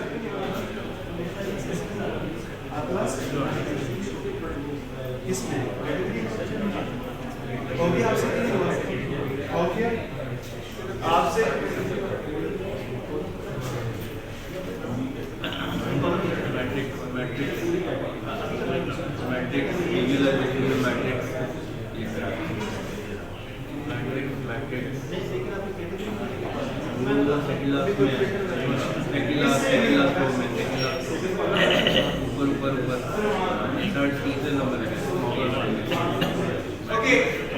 बस भाई इसका फायदा क्या है, रोज में डाल देना कैटेगरी है। यहाँ देखें भाई हायरार्कीज़ का फ़ायदा क्या है। एवरीवन जस्ट फोकस हियर, बिला यहाँ देखें भाई हायरार्कीज़ का फ़ायदा क्या है। जब भी आप हायरार्की यूज़ करेंगे ना, आपको ऊपर यहाँ पे बस भाई यहाँ फोकस करें। अगर आप अपनी हायरार्की के टेबल को देखें, जो भी आपका ये विजुअलाइजेशन है, आपको ऊपर यहाँ पर नहीं सिंगल एरो, डबल एरोज, ये इस तरह के एरोज आपको मिलेंगे। आपको एरोज नज़र आ रहे हैं ऊपर के नहीं? अगर आप अपने हायरार्की की विजुअलाइजेशन को देखें, आपको ये एरोज मिलेंगे। अच्छा, अगर आप ये नीचे ये जो सेकंड एरो है जिसमें नीचे का साइन है, अगर आप इस पर क्लिक करेंगे ना, तो आप देखेंगे आपका टेबल ऑटोमेटिकली अभी ये हायरार्की के फर्स्ट लेवल पे है कैटेगरी में। अगर आप इस पर क्लिक करेंगे, आपका टेबल ऑटोमेटिकली जो है वो हायरार्की के सॉरी सेकंड लेवल पे क्यों नहीं गया, नेक्स्ट वाले पे क्यों नहीं जा रहा। हाँ, आपका टेबल ऑटोमेटिकली हायरार्की के सेकंड लेवल पे चला गया कि नहीं चला गया?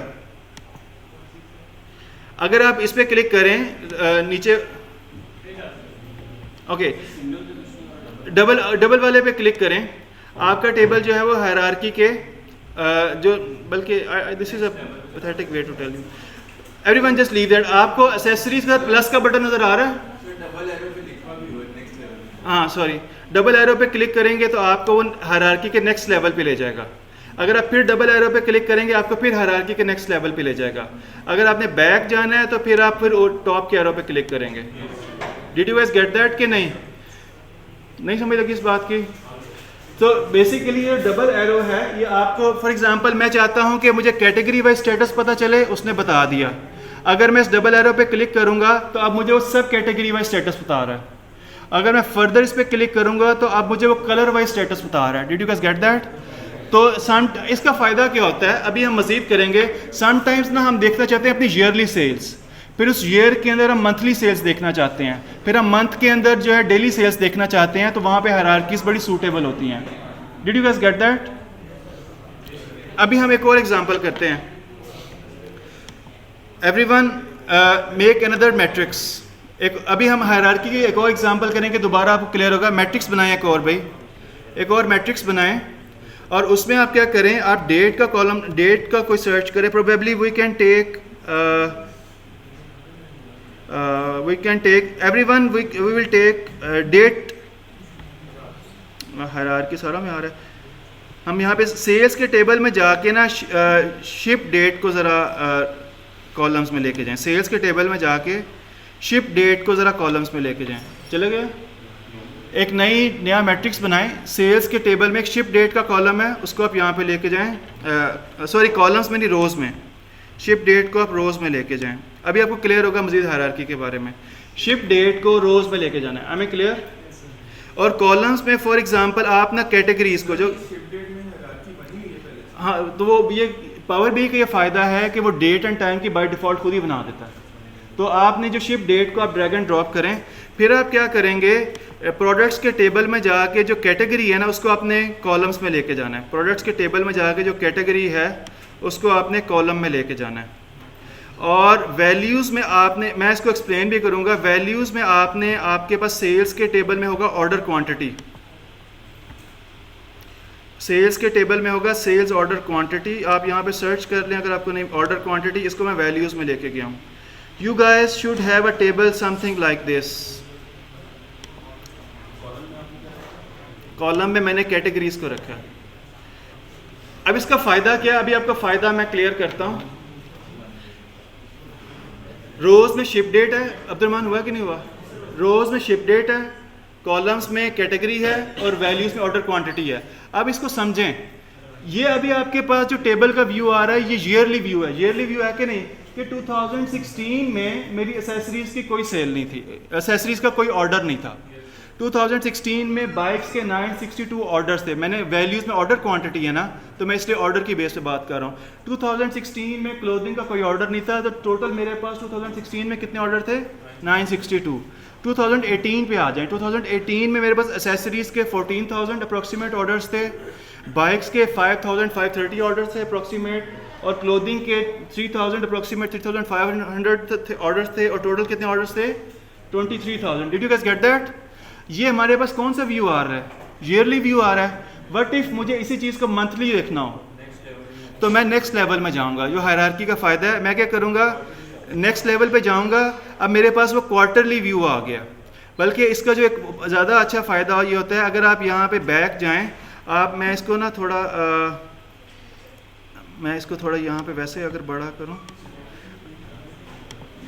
मैं एवरीवन, अगर आप इस प्लस पे क्लिक करेंगे ना तो आपको क्वार्टर वाइज इस तरह से डिस्ट्रीब्यूशन आ जाएगी। अगर आप यहाँ पे प्लस में आप साथ, अगर हर चीज़ का प्लस का निशान है, तो आपके पास क्या हो रहा है, ओवरऑल भी आपके पास व्यू आ रहा है, क्वार्टरली व्यू भी आ रहा है कि नहीं आ रहा? अगर आप क्वार्टरली को फर्दर करेंगे तो आपके पास मंथली व्यू भी आ जाएगा, और अगर आप मंथली को भी फर्दर प्लस करेंगे तो आपको डेली का भी व्यू आ रहा है। ये बड़ी यूज़फुल चीज़ है कि आपने मंथ लेवल पे अपना डेटा देखना है, क्वार्टर लेवल पे देखना है, डेली लेवल पे देखना है। Did you guys get that कि नहीं? तो ये हायरार्कीज़ बड़ी, फॉर एग्जांपल मुझे 2018 का अपना डेटा क्वार्टर लेवल पे देखना है, मैं क्वार्टर लेवल पे देख सकता हूँ। अगर मुझे फर्दर मंथ लेवल पे देखना है तो मैं मंथ लेवल पे देख सकता हूँ, और इवन मंथ के अंदर मुझे अगर डेली लेवल पे देखना है तो मैं डेली लेवल पे देख सकता हूँ कि जनवरी 1 को मेरी इतनी सेल्स थी। Did you guys get that? कुछ पले पड़ा है हायरार्कीज़ का कि नहीं? जो लोग ऑनलाइन बैठे हो कि नहीं? तो ये हायरार्कीज़ बड़ी यूज़फुल होती हैं। इसकी बहुत सारी एप्लीकेशन है।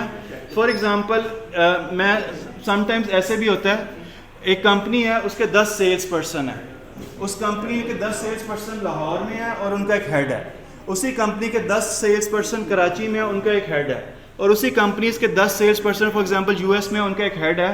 तो हम हायरार्की बना के हर सेल्स पर्सन की सेल्स दे सकते हैं, फिर उसके हेड की ओवरऑल सेल्स दे सकते हैं, फिर इवन कंट्री लेवल पर उनकी सेल्स देख सकते हैं। तो ये हायरार्कीज़ बड़ी यूज़फुल हैं, डेट एंड टाइम में भी हैं, और इवन जिस तरह आपकी ऑर्गेनाइजेशंस में हायरार्की होती हैं कि जी असिस्टेंट, जिस तरह हमारे प्रोफेसर होता है, एसोसिएट प्रोफेसर होता है, असिस्टेंट प्रोफेसर, लेक्चरर होता है, तो अब हायरार्की वाइज इस तरह की भी हायरार्कीज़ बना सकते हैं। Did you guys get that? हाँ, तो ये बड़ा यूज़फुल है। पावर भी का ये फ़ायदा है कि जो डेट एंड टाइम की वो हायरार्की खुद ही से बना देता है, तो और बाकियों की आप खुद से मैनुअली बना सकते हैं। हायरार्कीज़ क्लियर हुआ है कि नहीं हुआ? Any question? Okay, now we will actually talk about bookmarks. ये बहुत इंपॉर्टेंट चीज़ है। उससे पहले हम क्या करेंगे, everyone let's make any 3 graphs. एक तो एक स्लाइसर हम बना लेते हैं, 2-3 ग्राफ्स बना लेते हैं, उसके बेस पे हम आगे बुक मार्क्स और कुछ और कॉन्सेप्ट्स को, और बटन्स का एक कॉन्सेप्ट है और बुक मार्क्स का कॉन्सेप्ट है और टूल टिप का कॉन्सेप्ट है, उसको हम बिल्ड करेंगे। सो फॉर एग्जांपल मैं यहाँ पर एक विजुअल्स में जाके सबसे पहले मैं एक स्लाइसर बना रहा हूँ, आप मेरे साथ बनाएं जेंडर का। So I will make a slicer यहाँ पर, और यहाँ पर सर्च में जाके अगर आप जेंडर को सर्च करें तो मैं इस जेंडर को जो है यहाँ पर मैंने एक स्लाइसर बना दिया जेंडर का, और मैं फॉर्मेटिंग में जाके जो इसकी ओरिएंटेशन है वो मैं हॉरिजॉन्टल कर रहा हूँ। So basically it should look something like this. ये ऐसे एक स्लाइसर मैंने बना लिया, और इसका मेरे पास अगर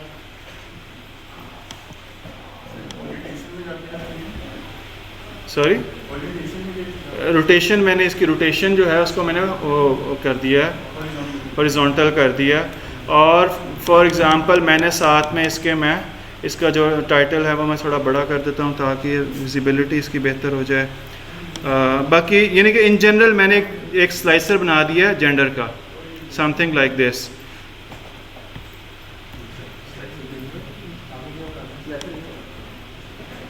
अभी बताता हूँ। और स्लाइसर में इसकी वैल्यूज़ भी मैं थोड़ी इंक्रीज़ कर दूँ ताकि इसकी जो विजिबिलिटी है वो थोड़ी बेहतर हो सके।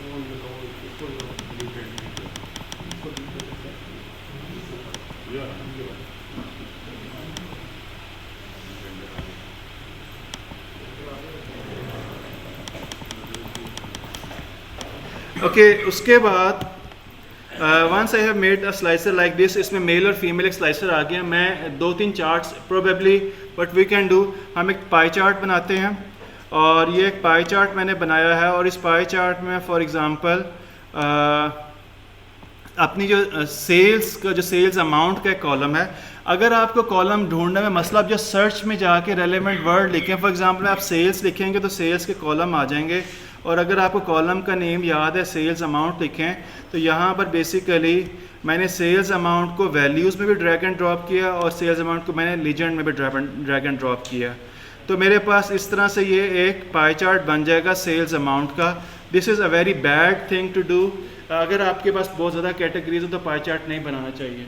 Provide this is the proof, क्योंकि हम इसको इवन पढ़ना और इसको समझना भी बड़ा मुश्किल है। बट अभी हम for the time being concept को समझाने के लिए मैं इसको बना रहा हूँ। तो मैंने क्या किया, एक पाई चार्ट बनाया और सेल्स अमाउंट का जो कॉलम है उसको मैंने लीजेंड में भी ड्रैग एंड ड्रॉप किया है और उसको मैंने वैल्यूज़ में भी ड्रैग एंड ड्रॉप किया। Are we clear? ओके, हम इस पाई चार्ट के साथ हम क्या करते हैं, हम एक और बार चार्ट बनाते हैं। फॉर एग्जांपल मैंने एक बार चार्ट बनाया। बार चार्ट में मैं क्या करता हूँ, एक्स एक्सिस पे मैं फॉर एग्जांपल, या जो अगर आपके पास पुराना पावर भी है तो उसमें एक्सिस है, उसमें मैं कैटेगरी को रखता हूँ। और फॉर एग्जांपल वाई एक्सिस पे मैं क्या करता हूँ, ये जहाँ पे वैल्यूज़ में मैं रखता हूँ, फॉर एग्जांपल टैक्स का एक कॉलम है टैक्स अमाउंट, उसको मैं जो है यहाँ पे, ये हमने कल भी बनाया था, टैक्स अमाउंट को मैं यहाँ पे रखता हूँ। सो बेसिकली एक्स एक्सिस पे कैटेगरी है और वाई एक्सिस पे क्या टैक्स अमाउंट है। एक और विजुअल बना लेते हैं, फिर मैं आपको इसकी यूज़फुलनेस बताऊँगा। तो मेरे पास, और वो हम बना लेते हैं प्रोबेबली एक सिंपल कार्ड बना लेते हैं। तो हम चौथा जो मेरे पास विजुअल है वो एक कार्ड है, और उस कार्ड में मैं फॉर एग्जांपल ऑर्डर क्वांटिटी जो है, मैं भी आपको टाइम देता हूँ आप उसको बनाएं, और इसका मैं जो ऑर्डर क्वांटिटी का जो सम है उसको मैं यहाँ पे पेस्ट करता हूँ। मेरे पास ये 4 चीज़ें हैं total. Everyone just try to make it, जो पीछे है इसको बनाएं भाई लाजमी। अगर किसी कोई पीछे है मैं इसका वेट करूँगा। कार्ड्स ऑर्डर क्वांटिटी है, ऑर्डर क्वांटिटी। आपने ना कोई फ़िल्टर मेल और फीमेल को टिक किया होगा, उसको फ़िल्टर को अनचेक करें। कार्ड्स में 60K है, इसको मैं ऑर्डर क्वांटिटी, मैं इसकी फॉर्मेटिंग में जाके कैटेगरी लेबल में इसका नन करता हूँ, इसके टाइटल को ऑन करके यहाँ पे लिख देता हूँ ऑर्डर क्वांटिटी। वकील साहब क्या पूछना है मैं आपको बताता हूँ। एवरीवन मेक इट, मैं इसे थोड़ा जल्दी बनाया, बट अभी ये चार विजुअल्स आपके डैशबोर्ड में होने चाहिए। अगर कंफ्यूजन है आस्क मी। अगर आपको किसी की नहीं समझ लग रही है, आप पीछे हो, बताएं। हाँ, कैटेगरी है, कैटेगरी। आप फील्ड्स में सर्च करें कैटेगरी, और वाई एक्सिस पे है इसमें टैक्स अमाउंट। ये है, एक्स एक्सिस पे कैटेगरी है, वाई एक्सिस पे टैक्स अमाउंट है, और ये हमारी ऑर्डर क्वांटिटी है। और प्रोबेबली मैं साथ में एक और कार्ड भी ऐड कर देता हूँ, जो कि मेरे, बल्कि 3 कार्ड्स ऐड कर देता हूँ। एक और मैं कार्ड ऐड करता हूँ जो कि होगा टोटल नंबर ऑफ़ कस्टमर्स का, मेरे टोटल कस्टमर्स कितने हैं। तो मैं फील्ड्स में जाके यहाँ पर कस्टमर्स में जाके कस्टमर की को जो है so what will I do, I will add, ये जल्दी मैं थोड़ा कह रहा हूँ बट मैं आपको like just take your time. मैं इसमें मैंने एक और बना रहा हूँ कार्ड जिसमें कस्टमर टोटल कस्टमर्स का एक कार्ड बना रहा हूँ मैं, उसमें मैं कस्टमर की दूंगा। इसी तरह से मैं एक और बना लेता हूँ यहाँ पे कार्ड टोटल सेल्स का।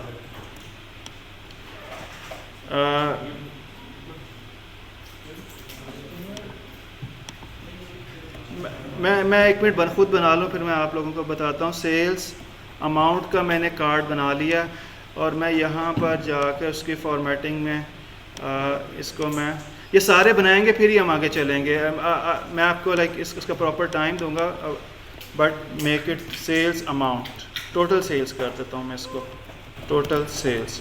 तो ये बेसिकली ये क्या है, ये मेरा जो एक डैशबोर्ड है ना, ये उसकी जेनेरिक समझ लें कि उसका फॉर्मेट है कि मेरे पास हर वक्त सेल्स डिस्प्ले होंगी, हर वक्त मेरे पास कस्टमर्स डिस्प्ले होंगे, हर वक्त मेरे पास ऑर्डर्स डिस्प्ले होंगे, प्लस मेरे पास सेल्स अमाउंट आ रही है, प्लस ये कैटेगरी आ रही है। जेंडर वाइज भी मैं अगर फ़िल्टर लगाना चाहूँ तो मैं फ़िल्टर लगा सकता हूँ।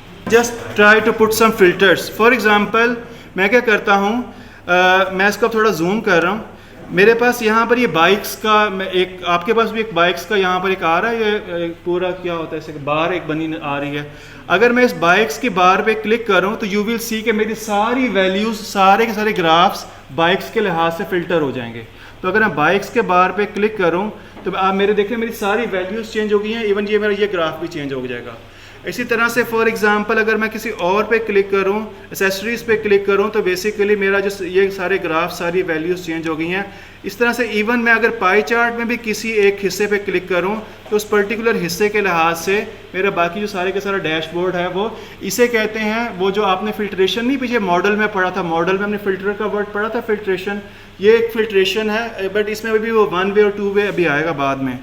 बट अभी फॉर द टाइमिंग मैं इसको एज इट इज़ रहने देता हूँ। अब हम क्या करेंगे एवरीवन, हम क्या यहाँ पे व्यू में जाएंगे और व्यू में जाके हम जाएंगे बुक मार्क्स में। व्यू में जाके, व्यू में गए और व्यू में जाके हम किस में जाएंगे, बुक मार्क्स में। और बुक मार्क्स में जाके आपने जाना है ऐड पे। बुक मार्क्स में गए और आपने किस में क्या करना है, ऐड पे कर लिया आपने क्लिक। यहाँ पे आ गया बुक मार्क 1। बुक मार्क 1 को आप रीनेम करके इसको आप कहेंगे होम व्यू या डिफ़ॉल्ट व्यू या होम, मेरी होम स्क्रीन का आप इसको नाम दे लें। और इसको आप यानी कि बस क्लिक कर दें इस पर, ओके हो जाएगा। बुक मार्क्स में गए, ऐड में गए, आपने यहाँ पे जो भी उसको ऐड किया और उसको रीनेम करके आपने इसको होम स्क्रीन का नाम दे दिया। ठीक हो गया कि नहीं हो गया?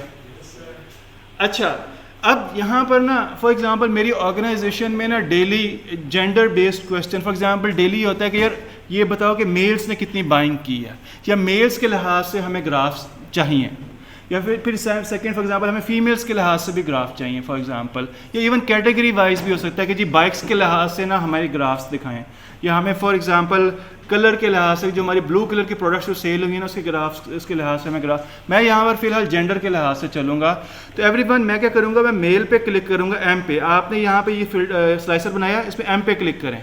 आप देखेंगे जब आपने एम पे क्लिक किया ना तो आपकी सारी वैल्यूज़ जो हैं वो मॉडिफाई हो गई हैं, ऑर्डर क्वांटिटी चेंज हो गई है, क्योंकि मेल कस्टमर्स फॉर एग्जांपल हमारे पास टोटल कस्टमर्स में मेल कितने हैं 4535, और अगर मैं एफ पे क्लिक करूँ फीमेल पे तो वो कितने हैं 4597।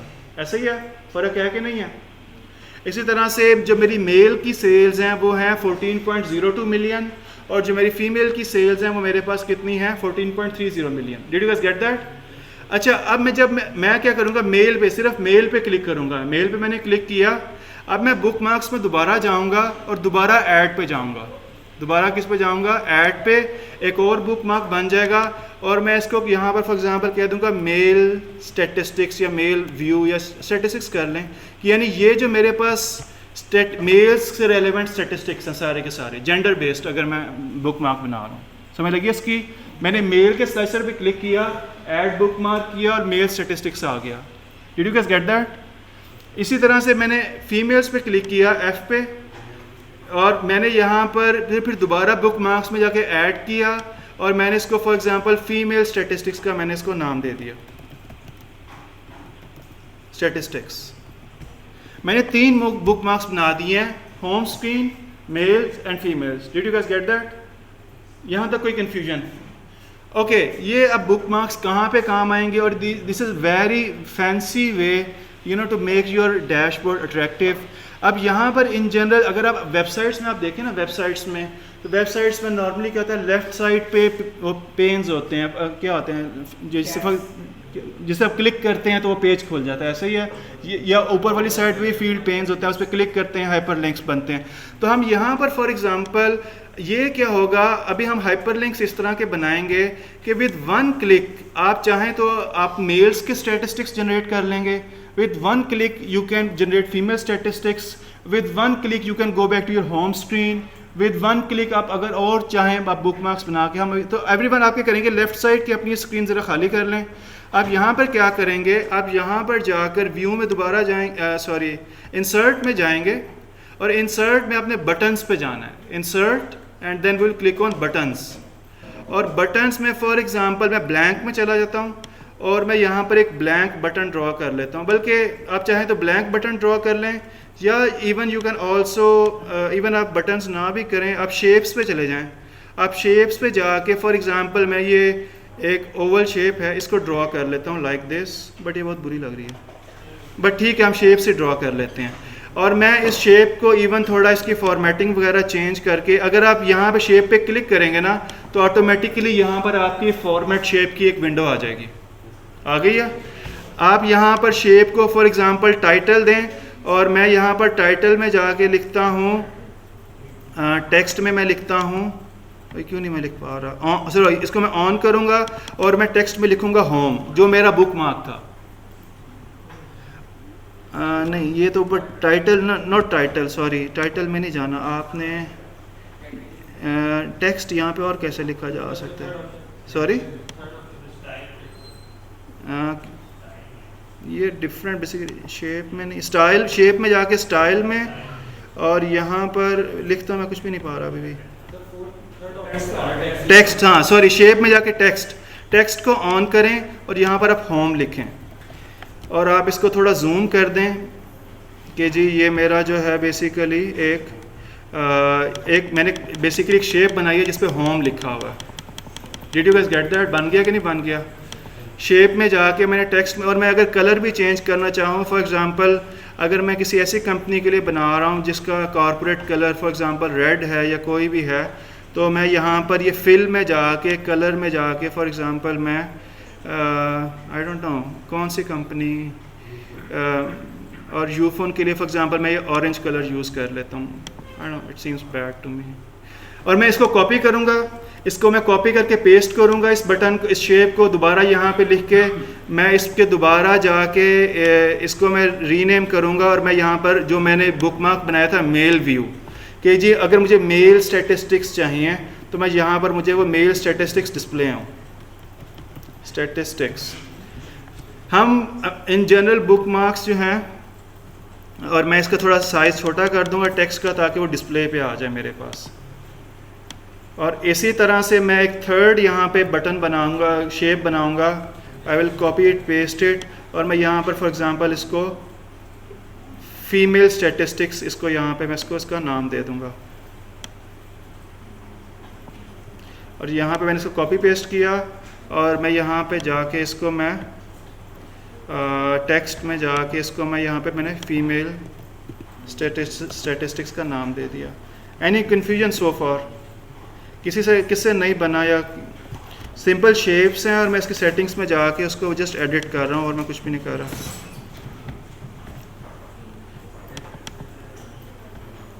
Okay, so I guess we are good so far. हाँ जी, यहाँ तक क्लियर है? अभी तक हमने क्या किया है, मैं अगर आपको दिखाऊं ब्रीफली, मैंने 3 बुक मार्क्स बनाए हैं। मैं ये होम स्क्रीन, मेल स्टैटिस्टिक्स और फीमेल स्टैटिस्टिक्स, और मैंने उन्हीं बुक मार्क्स से रिलेवेंट शेप्स, आप शेप चेंज कर सकते हैं। You can make a triangle shape और a complete rectangular shape.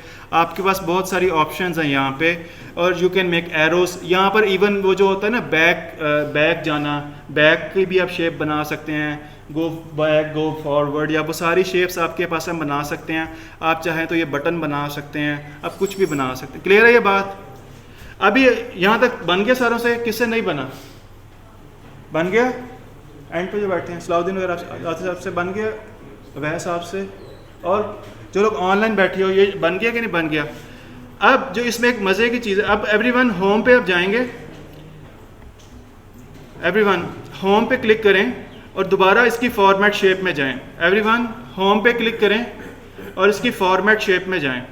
Format shape में, शेप के अंदर सबसे लास्ट देखें आपको एक एक्शन का टैब नज़र आएगा। इसको आपने ऑन करना है। ऑन करके आपने एक्शन में नीचे जहाँ पर टाइप लिखा है ना, टाइप में आपने लिखना है बुक मार्क, और बुक मार्क में आपने जब नीचे नन की बजाय आपने लिखना है होम स्क्रीन, बस। तो बेसिकली अब ये बटन आपका ना इसको दोबारा करें जी, देखें अभी दोबारा होम में गए, शेप में गए, एक्शन में जाएं, इसको ऑन करें, टाइप में बुक मार्क लिखें, और बुक मार्क में जो हमने 3 बनाए थे ना, उसमें से होम स्क्रीन को चूज़ कर लें। इसी तरह से एवरीवन मेल स्टैटिस्टिक्स पे जाएं, मेल स्टैटिस्टिक्स पे क्लिक करें, इसकी एक्शन में जाएं, इसको ऑन करें, और इसको ऑन करके आप क्या करेंगे, यहाँ पर टाइप में जाके इसको करें बुक मार्क, और बुक मार्क में जो आपने मेल स्टैटिस्टिक्स का बुक मार्क बनाया था उसको आप सिलेक्ट कर लेंगे। हो गया? इसी तरह से आप फीमेल स्टैटिस्टिक्स के बटन में जाएं, इसको आप दोबारा यहाँ पर इसके शेप में जाएं, एक्शन को ऑन करें, टाइप में जाके बुक मार्क करें, और बुक मार्क में जो थर्ड आपका था फीमेल स्टैटिस्टिक्स, वो आपके पास यहाँ पे बना हुआ आ गया, बन गया। अब इसका फ़ायदा क्या है? अब इसका फ़ायदा क्या है? फॉर एग्जांपल आपने कोई भी फ़िल्टर अप्लाई किया है, आपके डेटा की जो भी हालत हो, आप कंट्रोल दबा के होम पे जाएं, कंट्रोल दबा के होम पे जाएं, आप अपने बाय डिफ़ॉल्ट होम व्यू पे चले जाएंगे। आप कंट्रोल दबा के मेल स्टैटिस्टिक्स पे जाएं, आप अपने बाय डिफ़ॉल्ट जो मेल्स का जो स्टैटिस्टिक्स का व्यू है वो आ जाएगा। आप कंट्रोल दबा के फीमेल स्टैटिस्टिक्स पे जाएं, आपका जो बाय डिफ़ॉल्ट जो फीमेल का जो भी स्टैटिस्टिक्स हैं, जो स्पेसिफिक वर्जन है, वो आ जाएगा। तो होता क्या है, हर ऑर्गेनाइजेशन में डेली कुछ चीज़ें चेक होती हैं, तो जो चीज़ें डेली चेक होती हैं ना, उनके बटन्स बनाकर उनको बुक मार्क कर रहे हैं। तो होगा क्या, फॉर एग्जांपल मेरा इंटरेस्टेड है डेली, फॉर एग्जांपल कि यार वो बताओ जर्मनी में आज कितनी सेल हुई है, तो मैं क्या करूँगा, यहाँ पर जर्मनी का एक बटन बना के ना उसका मैं एक बुक मार्क बना लूँगा। तो जब मैं जर्मनी के बटन पे क्लिक करूँगा तो जर्मनी रेलिवेंट जितने भी स्टैटिस्टिक्स हैं ना, वो ऑटोमेटिकली जर्मनी के ग्राफ्स शो हो जाएंगे। अगर वो कहता है कि यार दिसंबर लास्ट दिस ईयर की सेल्स बताओ कितनी है, तो मैं क्या करूँगा, लास्ट ईयर का एक वो बटन बना दूंगा, उसको बुक मार्क करूँगा, उस पर क्लिक करूँगा, उससे रेलेवेंट जितनी भी सेल्स हैं। तो वो ये बुक मार्क्स, ये बटन्स तब बहुत यूज़फुल होते हैं जो आपने डेली का काम करना, जस्ट क्लिक करें आपको वो चीज़ अवेलेबल होगी। हाँ जी, किससे नहीं बना ये बुक मार्क्स की समझ लगी है, और ये शेप्स की बटन्स की इसकी क्लियरिटी बड़ी अच्छी है। और जो लोग इसको खूबसूरत बनाते हैं वो बहुत फैंसी तरीके से, you know, we can have a list of bookmarks here, और इसको बहुत खूबसूरत तरीके से आप इस तरह से 4-5 बनाएं, जस्ट क्लिक करें तो जिस तरह आपका वेब पेज ओपन हो जाता है, आपकी पूरा नया व्यू ओपन हो जाएगा। इसका फ़ायदा ये है कि स्लाइसर उड़ा दो, अब स्लाइसर डिलीट कर दो बेशक, हाँ स्लाइसर डिलीट कर दें तो कोई ज़रूरत नहीं है स्लाइसर की। तो इसलिए ये कि ये एक फैंसी वे में लाजमी, अब स्लाइसर डिपेंडेंट रहता है, अपने इस बटन पे क्लिक करना है वो आपका चल जाएगा। नॉर्मली लोग ये भी करते हैं कि पेज 1 पे ना सिर्फ बटन्स होते हैं। नॉर्मली लोग ये भी करते हैं, फॉर एग्जांपल मैं क्या करूँगा, पेज 2 पे ना, या जो मेरा मेन पेज होता है ना, इस पर मैं सिर्फ बटन्स ही बनाऊँगा, और जो चीज़ मुझे चाहिए होगी ना उसको मैं बुक मार्क कर दूंगा। तो for example this is button 1, this is button 2, तो मैं इस तरह से एक ही पेज पे पहले 8-10 बटन्स बना देता हूँ। और फिर लोग क्या करते हैं, जो मुझे जिस रेलेवेंट स्टैटिस्टिक्स पे जाना है, मैं उसके बटन पे क्लिक करूँगा तो नेक्स्ट पेज पे वो रेलेवेंट स्टैटिस्टिक मेरे सामने आ जाएगा। तो लोग ये भी करते हैं कि पहला पेज या पे जो होम पेज है ना, वो सिर्फ बटन्स का ही बनाते हैं।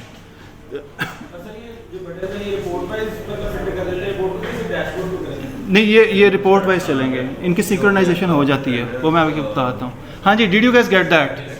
ये काफ़ी यूज़फुल फीचर है, इसको आप लोगों ने लाजमी करना है। ओके, नेक्स्ट जो हमारा अब टास्क है, एवरीवन, अब हम ना यहाँ आ जाएं, अभी डेटा व्यू पे आ जाएं। हमने विजुअलाइजेशन काफ़ी हद तक कर ली है, बीच में कुछ नई चीज़ें आएंगी वक्त के साथ साथ, वो मैं आपको करवाता रहूँगा। बेसिक्स हमारी विजुअलाइजेशन की काफ़ी हद तक हो गई हैं। इसमें और भी बड़ी चीज़ें हैं, इवन इसमें ना वो ऑन ऑफ के बटन्स भी लग सकते हैं, और there are so many things you can do, but basics हमने काफ़ी हद तक कर ली हैं। बुक मार्क्स अगर आपको बनाने आ गए हैं और ये सारी चीज़ें आ गई हैं तो काफ़ी हद तक हमने कर ली है। बट पावर BI जो है ना, वो सिर्फ विजुअलाइजेशन नहीं है या फिल्टर्स नहीं है, इसकी जो मेन बहुत ज़्यादा यूटिलिटी है वो इस डेटा व्यू में है। आप में से पावर पिवट का पता है किसी को? पावर पिवट वगैरह क्या होता है? पिवट टेबल्स वगैरह आप लोगों ने पढ़े होंगे। ओके, नहीं पढ़े, खैर कुछ नहीं। पावर BI जो है, इसके अंदर एक पूरी प्रोग्रामिंग लैंग्वेज है, और वो प्रोबेबली आपको यहाँ कहीं नज़र नहीं आ रही।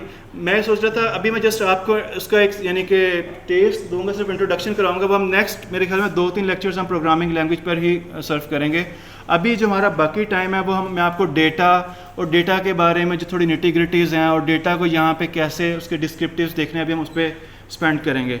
बट मैं आपको just to show you guys, everyone, अगर अपने डेटा व्यू में जाएँ, ये सिर्फ हम इस पर बाकी काम बाद में करेंगे, तो और सेल्स के टेबल में जाएँ। डेटा व्यू में गए, सेल्स के टेबल पे गए, उस पर राइट क्लिक करें, सेल्स के टेबल पे राइट क्लिक करें और आपको न्यू मैयर मिलेगा। न्यू मैयर मिला, इस पर आप क्लिक करें। जब आप न्यू मैयर पे क्लिक करेंगे ना, तो आपके पास यहाँ पर ये एक स्क्रीन जो कि पहले डिसेबल्ड थी, अब वो इनेबल होगी, इनेबल आपको नज़र आएगी। आप शिफ्ट दबा के नज़र एंटर प्रेस करें, शिफ्ट दबा के। ये बेसिकली एक पूरी स्क्रीन है जहाँ पर हम एक बहुत बड़ा कोड भी लिख सकते हैं। This is a complete screen जहाँ पर हम एक पूरी लैंग्वेज लिख सकते हैं, हम पूरा कोड लिख सकते हैं। We can do a lot of things. इस लैंग्वेज को हम कहते हैं DAX, DAX, DAX। DAX stands for data analysis expressions. वो हम खैर बाद में करेंगे, but this is the interface of a language. You can do from very simple calculation से लेके बहुत एडवांस लेवल के फिल्टरिंग और data manipulation, you name it, you can do it here. हर चीज़, वेरिएबल्स बनाना, कॉलम्स बनाना, टेबल्स बनाना, आप बहुत कुछ सारा यहाँ पे कर सकते हो। ठीक हो गया? For the time being just cancel it. अभी हम आज काम करेंगे, जो हमारा बाकी टाइम है, हम काम करेंगे अपने डेटा पे। पावर BI डेटा के बारे में अगर आप गाइडेंस देना चाहते हो ना कि मेरे डेटा को डिस्क्राइब करे, तो वो बहुत ना हमें यूज़फुल जो है वो हमें तरीके देता है, यूज़फुल इंसाइट्स देता है। अच्छा, बिफोर दैट एक चीज़ मेरे जहन में और आई। स्टैटिस्टिक्स 2 तरह की होती है। एक होती है, बल्कि आप में से पता है स्टैटिस्टिक्स की बेसिक टाइप्स कौन कौन सी हैं? जो लोग ऑनलाइन बैठे हैं आप में से बता सके। अभी थोड़ा सा थ्योरी हम देखते हैं। स्टैटिस्टिक्स, डिस्क्रिप्टिव, और दूसरा कौन सा होता है? इन्फ्रेंस। हाँ बिल्कुल। स्टैटिस्टिक्स जो है ना, इवेंचुअली अगर अपने डेटा में डीप लेवल पे प्ले करना है ना, तो आपको स्टैटिस्टिक्स अच्छी आनी चाहिए, इसमें कोई दो राय नहीं है। अगर आप उससे भागते हैं ना, तो मे बी आप एक लेवल तक तो आप एक एनालिसिस अच्छा कर सकते हैं, बट डीप डाउन जाने के लिए आपको स्टैटिस्टिक्स आनी चाहिए, किसी ना किसी हद तक ज़रूर आनी चाहिए। स्टैटिस्टिक्स 2 तरह की, ब्रॉडली स्पीकिंग उसकी 2 कैटेगरीज हैं। The first one is what we call descriptive statistics, और अभी आप लोग इनमें फ़र्क भी करेंगे। And second one is what we call inferential statistics.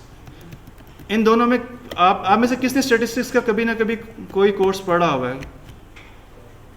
सारे लोगों ने। आपने नहीं पढ़ा हुआ? पढ़ा। किसने स्टैटिस्टिक्स का कभी कोई कोर्स नहीं पढ़ा? हर कोई इन टच तो एटलीस्ट आपने कभी कोई कोर्स नहीं पढ़ा, एक ने नहीं पढ़ा, बाकी तकरीबन सारे लोगों ने पढ़ा हुआ है। हाँ जी, क्या फ़र्क होता है इन दोनों स्टैटिस्टिक्स में, ये बता सकता है? हाँ। और इन्फ्रेंशियल,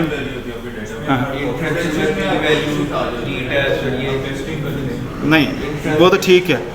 ओके, जो जिन लोगों ने नहीं भी पढ़ा, ये जो अभी फिर हम इसको पावर BI से रिलेट करेंगे।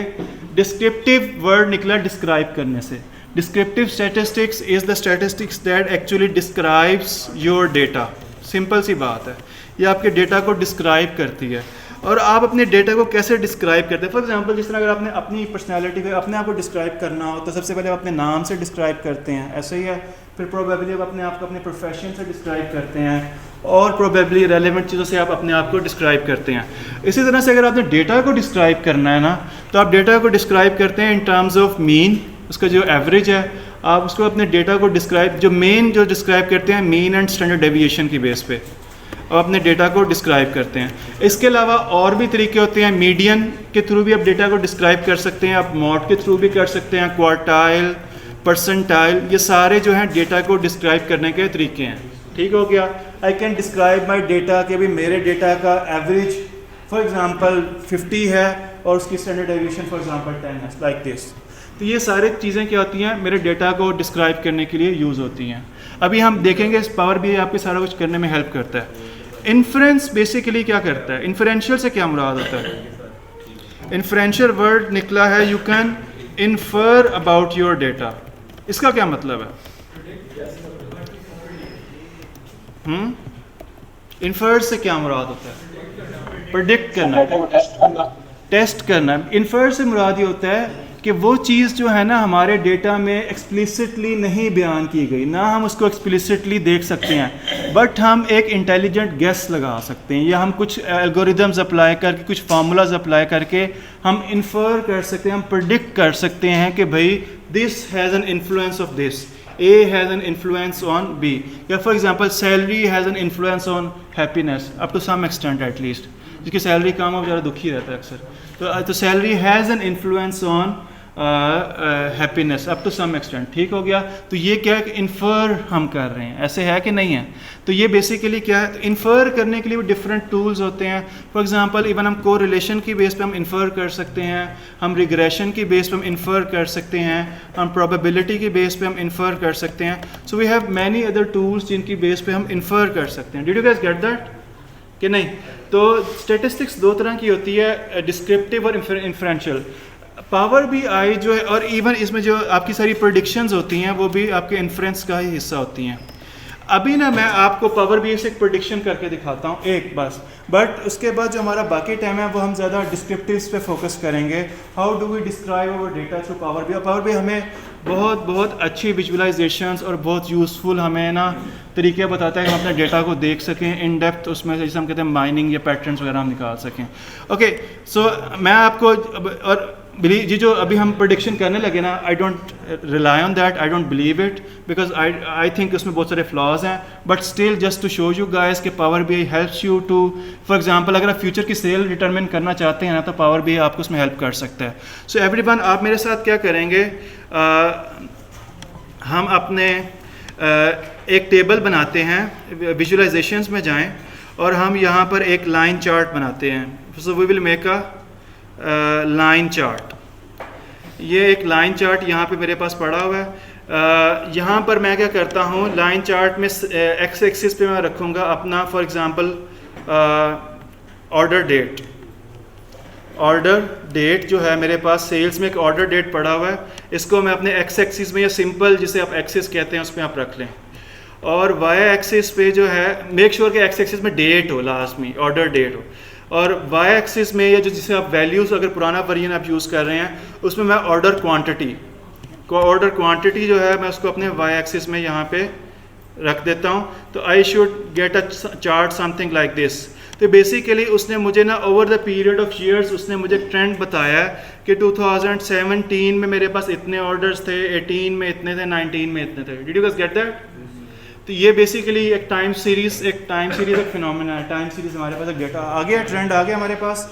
अच्छा, अब हम प्रेडिक्ट करना चाहते हैं कि भाई 2020 हमारे पास जो डेटा है जुलाई 2019 तक है, 2020 में कितनी सेल्स होंगी हमारी। अब हम किस पे जा रहे हैं, इन्फ्रेंस वाली स्टैटिस्टिक्स पे, प्रेडिक्टिव पे। पावर बीआई आपको इन्फ्रेंस करने की कैपेबिलिटी देता है। आप क्या करेंगे एवरीवन, अगर आप इसी चार्ट में विजुअलाइजेशंस पे जाएं, इस चार्ट का सिलेक्ट रखें। अभी तक ना हमने ये फर्स्ट टू, अगर आप विजुअल्स में देखें, ये फर्स्ट टू जो हैं इनको हमने फॉर्मेट वाले को इसमें टच किया। लास्ट वाले पे आपने जाना है, इस पे आ रहा है ऐड फर्दर एनालिसिस, या जिस पे वो एक मैग्नीफाइंग ग्लास आ रहा है, इस पे आपने क्लिक करना है लास्ट वाले पे। और सबसे पहले आपको एक ट्रेंड लाइन मिलेगी, इस ट्रेंड लाइन को आप ऑन कर दें।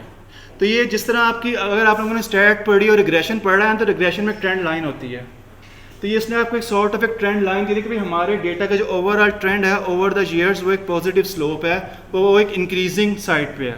Did you guys get that?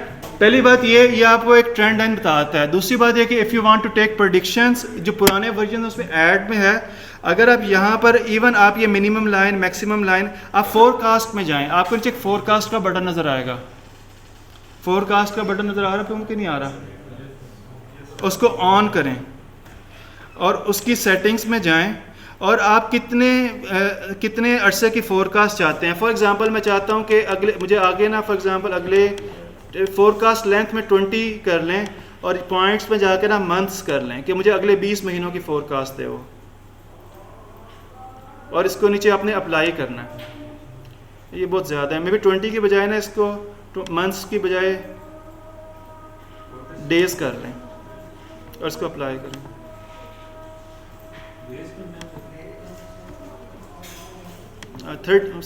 50 days कर लें। ये जो आपने अगर सही किया तो कुछ एक ग्रे एरिया आपको नज़र आएगा। ये जो ग्रे एरिया एक प्रेडिक्शन वाला पार्ट है। Means power BI based on your previous data उसने ये प्रेडिक्शन आपकी ये फोरकास्ट करने में हेल्प की है कि ये वाला जो हिस्सा है आपकी सेल्स विद नेक्स्ट 50 डेज, ये फोरकास्ट लेंथ में आप वो नंबर बताएं और यूनिट्स यानी डेज में प्रेडिक्शन चाहिए, मंथ्स में चाहिए, क्वार्टर्स में चाहिए, तो वो उसने आपको इतनी प्रेडिक्शन बता दी है कि भाई ये आपकी इतनी हम फ्यूचर 50 डेज़ में हम आपकी ये प्रेडिक्शन फोरकास्ट करते हैं। अगेन इसमें बहुत सारे फ्लॉज हैं, you should not believe that, but अगर इसमें एक सीजनैलिटी का फैक्टर होता है। मैं उस पर टाइम सीरीज एनालिसिस में नहीं जा रहा, बट आपको ये सीजनैलिटी वगैरह इन सारी चीज़ों को देख के आप ये इस तरह से प्रेडिक्शन ले सकते हैं। तो ये जर्नल आपको बताने के लिए था, लेकिन अगर आपका डेटा कोई बहुत ही सीधा है और उसमें वो इस तरह से फ्लक्चुएशंस या वो गैप्स नहीं हैं, तो फिर आप किसी हद तक इस फोरकास्ट पर रिलाई कर सकते हैं। But this is just to show you guys कि पावर BI में आपको ये फोरकास्टिंग की भी आपको कैपेबिलिटी देता है। तो ये दिस इज़ वन थिंग। तो ये जो चीज़ है इस तरह की टाइम सीरीज़ की फोरकास्टिंग, ये जो है वो आपकी उसमें आती है इन्फ्रेंशियल स्टैटिस्टिक्स में। हाँ जी, नीचे देखें अप्लाई का बटन होगा, ऐड जो हमारा मेन टास्क है, हम अपने डेटा व्यू पे जाएंगे और हम अपने डेटा के बारे में सीखना, और ये बहुत ज़रूरी है।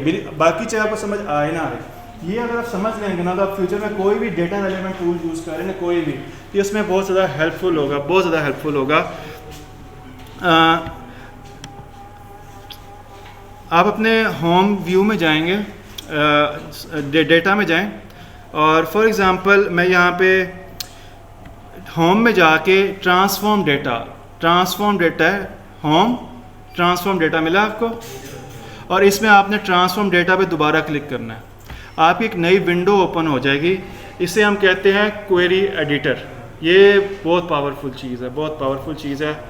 This is what we call power query editor. आ गया कि नहीं आ गया? This window is used for transformations, a lot of transformations, बहुत तरह की, और मैं आपको इसमें अभी बेसिक डेटा टाइप्स करते हैं बहुत कुछ, बट ये विंडो बड़ी यूज़फुल है। और ये ट्रांसफॉर्मेशन शुरू में होती हैं, बेसिकली विजुअलाइजेशन बाद में होती हैं। ये पहला स्टेप है, जब आपने डेटा इंपोर्ट कर लिया है या कुछ कर लिया है और आपने अपने डेटा को ट्रांसफॉर्म, बहुत तरह की ट्रांसफॉर्मेशन हमें चाहिए होती हैं। पहली ट्रांसफॉर्मेशन ये कि हमारे डेटा में कोई डुप्लीकेट एंट्रीज तो नहीं है, उनको डिलीट करना। हमारे डेटा में कोई मिसिंग वैल्यूज़ तो नहीं है, उनको डिलीट करना। हमारे डेटा में कोई आउटलायर्स तो नहीं है, डेटा प्रेपरेशन जिसे कहते हैं, डेटा प्री प्रोसेसिंग, कि डेटा में कोई आउटलायर्स तो नहीं है और आउटलायर्स को डिलीट करना। तो ये जो क्वेरी एडिटर है, ये इंतहाई पावरफुल टूल है और ये आपको हर तरह के ट्रांसफॉर्मेशन में हेल्प करता है, from very basic to very advance. ठीक हो गया? एक चीज़ मैं आपको बता रहा हूँ और फिर उसके बाद हम नमाज की ब्रेक लेंगे, बिकॉज मेरे ख्याल में ज़्यादा ही ना हो जाए, फिर हज़म करना भी तो आना चाहिए ना। एवरीवन, आप अपने कैलेंडर व्यू में जाएं। कैलेंडर आपको यहाँ पर ना क्वेरीज, पावर, जब क्वेरी एडिटर में जो एक टेबल है ना उसको क्वेरी का नाम देता है। क्यों? क्योंकि जिस तरह एसक्यूएल में क्वेरी रन करके, आई डोंट नो अगर आप लोगों ने एसक्यूएल यूज़ की है तो आप क्वेरी रन करते हैं, उसका आपको टेबल मिलता है ना, तो क्वेरी एडिटर भी इस तरह से ही सोचता है कि भाई मैंने क्वेरी, इसके बैक एंड पे ना ये अगर आप ऊपर देखें तो ये क्वेरी रन हो रही है। इसे एम लैंग्वेज कहते हैं, इसकी ज़रूरत नहीं है समझने की। तो बेसिकली उसने इसको रन करके ना इन टेबल्स को एक्सेस किया है, इसलिए वो टेबल्स को क्वेरीज कहता है। ये बात आपने जहन में रखनी है। पहली जो इसमें सबसे पहले ट्रांसफॉर्मेशन आप कर सकते हैं, टेबल्स रीनेम करना। ये कैलेंडर है, राइट साइड पे आप देखें क्वेरी सेटिंग्स नज़र आ रही हैं आपको। इसमें प्रॉपर्टीज़, आप ना प्रॉपर्टीज़ में सबसे पहले जो कैलेंडर है ना, मुझे टेबल का नाम नहीं पसंद, सबसे पहले मैं इसको रीनेम करना चाहता हूँ कैलेंडर की बजाय। फॉर एग्जांपल मैं इसको, और कौन सा डेट रेलेवेंट वर्ड हो सकता है, क्या हो सकता है? कैलेंडर का सिनोनिम क्या हो सकता है भाई? न्यू कैलेंडर का, new calendar. Okay, new calendar आप करना चाहें तो ये आप देखेंगे, मैं आप यहाँ पे प्रॉपर्टीज़ में चेंज करेंगे नेम, तो ऑटोमेटिकली आपने कोई भी टेबल नेम चेंज कर, अभी सारी ट्रांसफॉर्मेशंस हो रही हैं, आप कोई भी टेबल नेम चेंज करना चाहिए आप कर सकते हैं। Did you guys get that? अच्छा, एक चीज़ मैं आपको बता रहा हूँ, आपको पता है डेटा की टाइप्स कितनी होती हैं? डेटा टाइप जिसे हम कहते हैं, इंटीजर्स वगैरह, कौन कौन सी आपको पता है? इसके बाद हम ब्रेक लेंगे। ये इसको ना, हाँ, हर प्रोग्रामिंग लैंग्वेज में, और ये बेसिकली पावर बीआई माइक्रोसॉफ्ट ने मैं ये सारे काम जितने बताए ना, सारे के सारे पाइथन में कर सकता हूँ, बल्कि पाइथन में इससे बेहतर कर सकता हूँ, इससे ज़्यादा एडवांस कर सकता हूँ। बट पावर बीआई ने क्या किया है कि आपको एक ग्राफिकल यूज़र इंटरफेस दे के और क्लिक्स दे के ना आपके लिए आसानी पैदा कर दिया। अदरवाइज़ ये सारे के सारे काम, सारे का सारा एनालिसिस आर में हो सकता है, पाइथन में हो सकता है, मे बी C++ वगैरह में भी होता है, बट मुझे उसका बिल्कुल अंदाज़ा नहीं है। Did you guys get that? तो हर लैंग्वेज में, दुनिया की हर लैंग्वेज में डेटा टाइप्स होती हैं, और ये बहुत फर्स्ट डेटा में सबसे इंपॉर्टेंट चीज़ है कि सबसे आपने हर कॉलम को सही डेटा टाइप देनी है। फॉर एग्ज़ाम्पल मेरा ये कॉलम 1 to 3 की फॉर्म में है ना, तो उसने यहाँ 1 to 3 लिखा है। मेरा ये कॉलम डेट की फॉर्म में है, तो आप देखो इसके साथ क्या लिखा हुआ है, डेट। ये डेटा टाइप्स हैं। मेरा ये कॉलम 1 to 3 की फॉर्म में है, तो उसने यहाँ क्या लिखा हुआ है, 1 to 3। मेरा ये नेक्स्ट कॉलम जो है ABC की फॉर्म में है, टेक्स्ट है, तो उसने यहाँ क्या लिखा हुआ है, ABC लिखा हुआ है। मेरा ये मंथ नेम, ये भी टेक्स्ट की फॉर्म में है, ये ABC की फॉर्म में है। इसमें कुछ चेंजेस हम कर सकते हैं।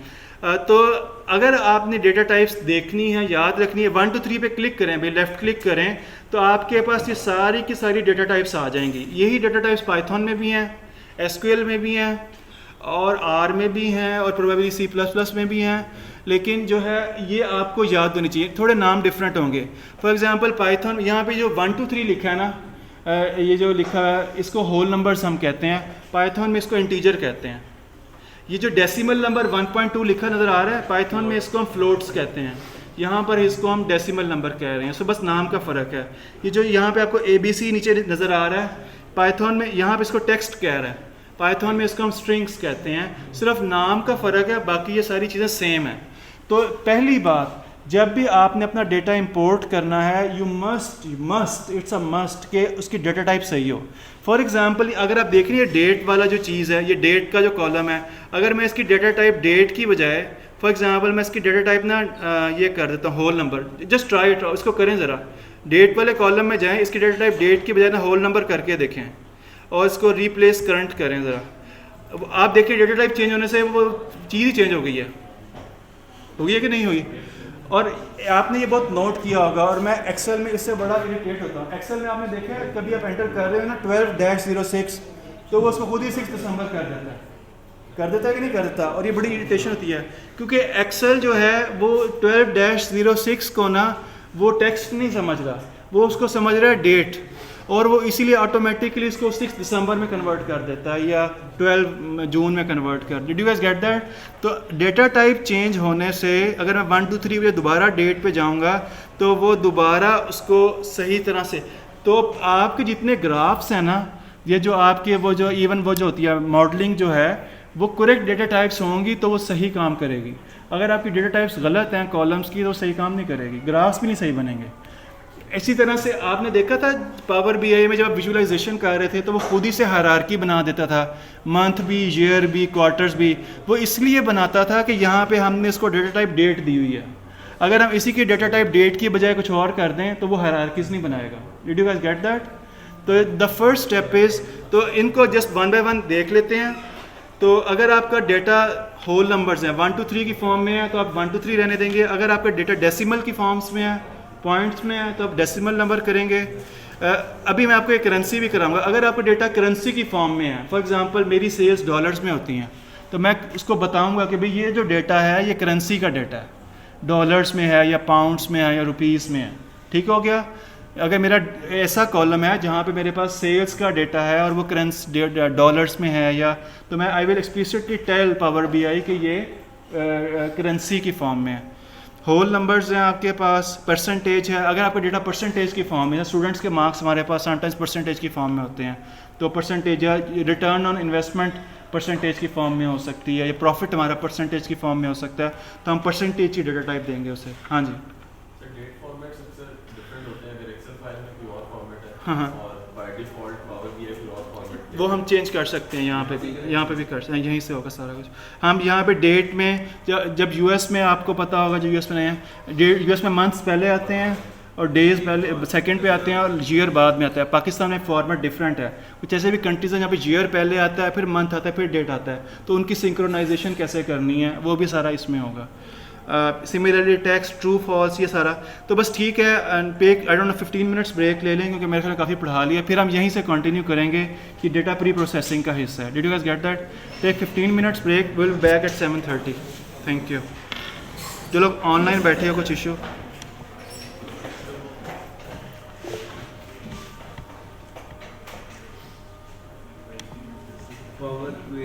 हाथ ना। डेक्स एक प्रोग्रामिंग लैंग्वेज है। एडिटर जो है ना वो एक आपके पास एक विंडो है जो एडिटिंग में हेल्प करता है। डेक्स एक रिटर्न क्वेरी की लैंग्वेज है, उसमें हम बाकायदा कोड लिखते हैं। ये फ़र्क है। वैसे एडिटिंग आप डेक्स के थ्रू भी कर सकते हैं थोड़ी सी। और किसी का कोई इशू? सुंबल मुगल, हामिद खान, गुल जन्नत, ईशा।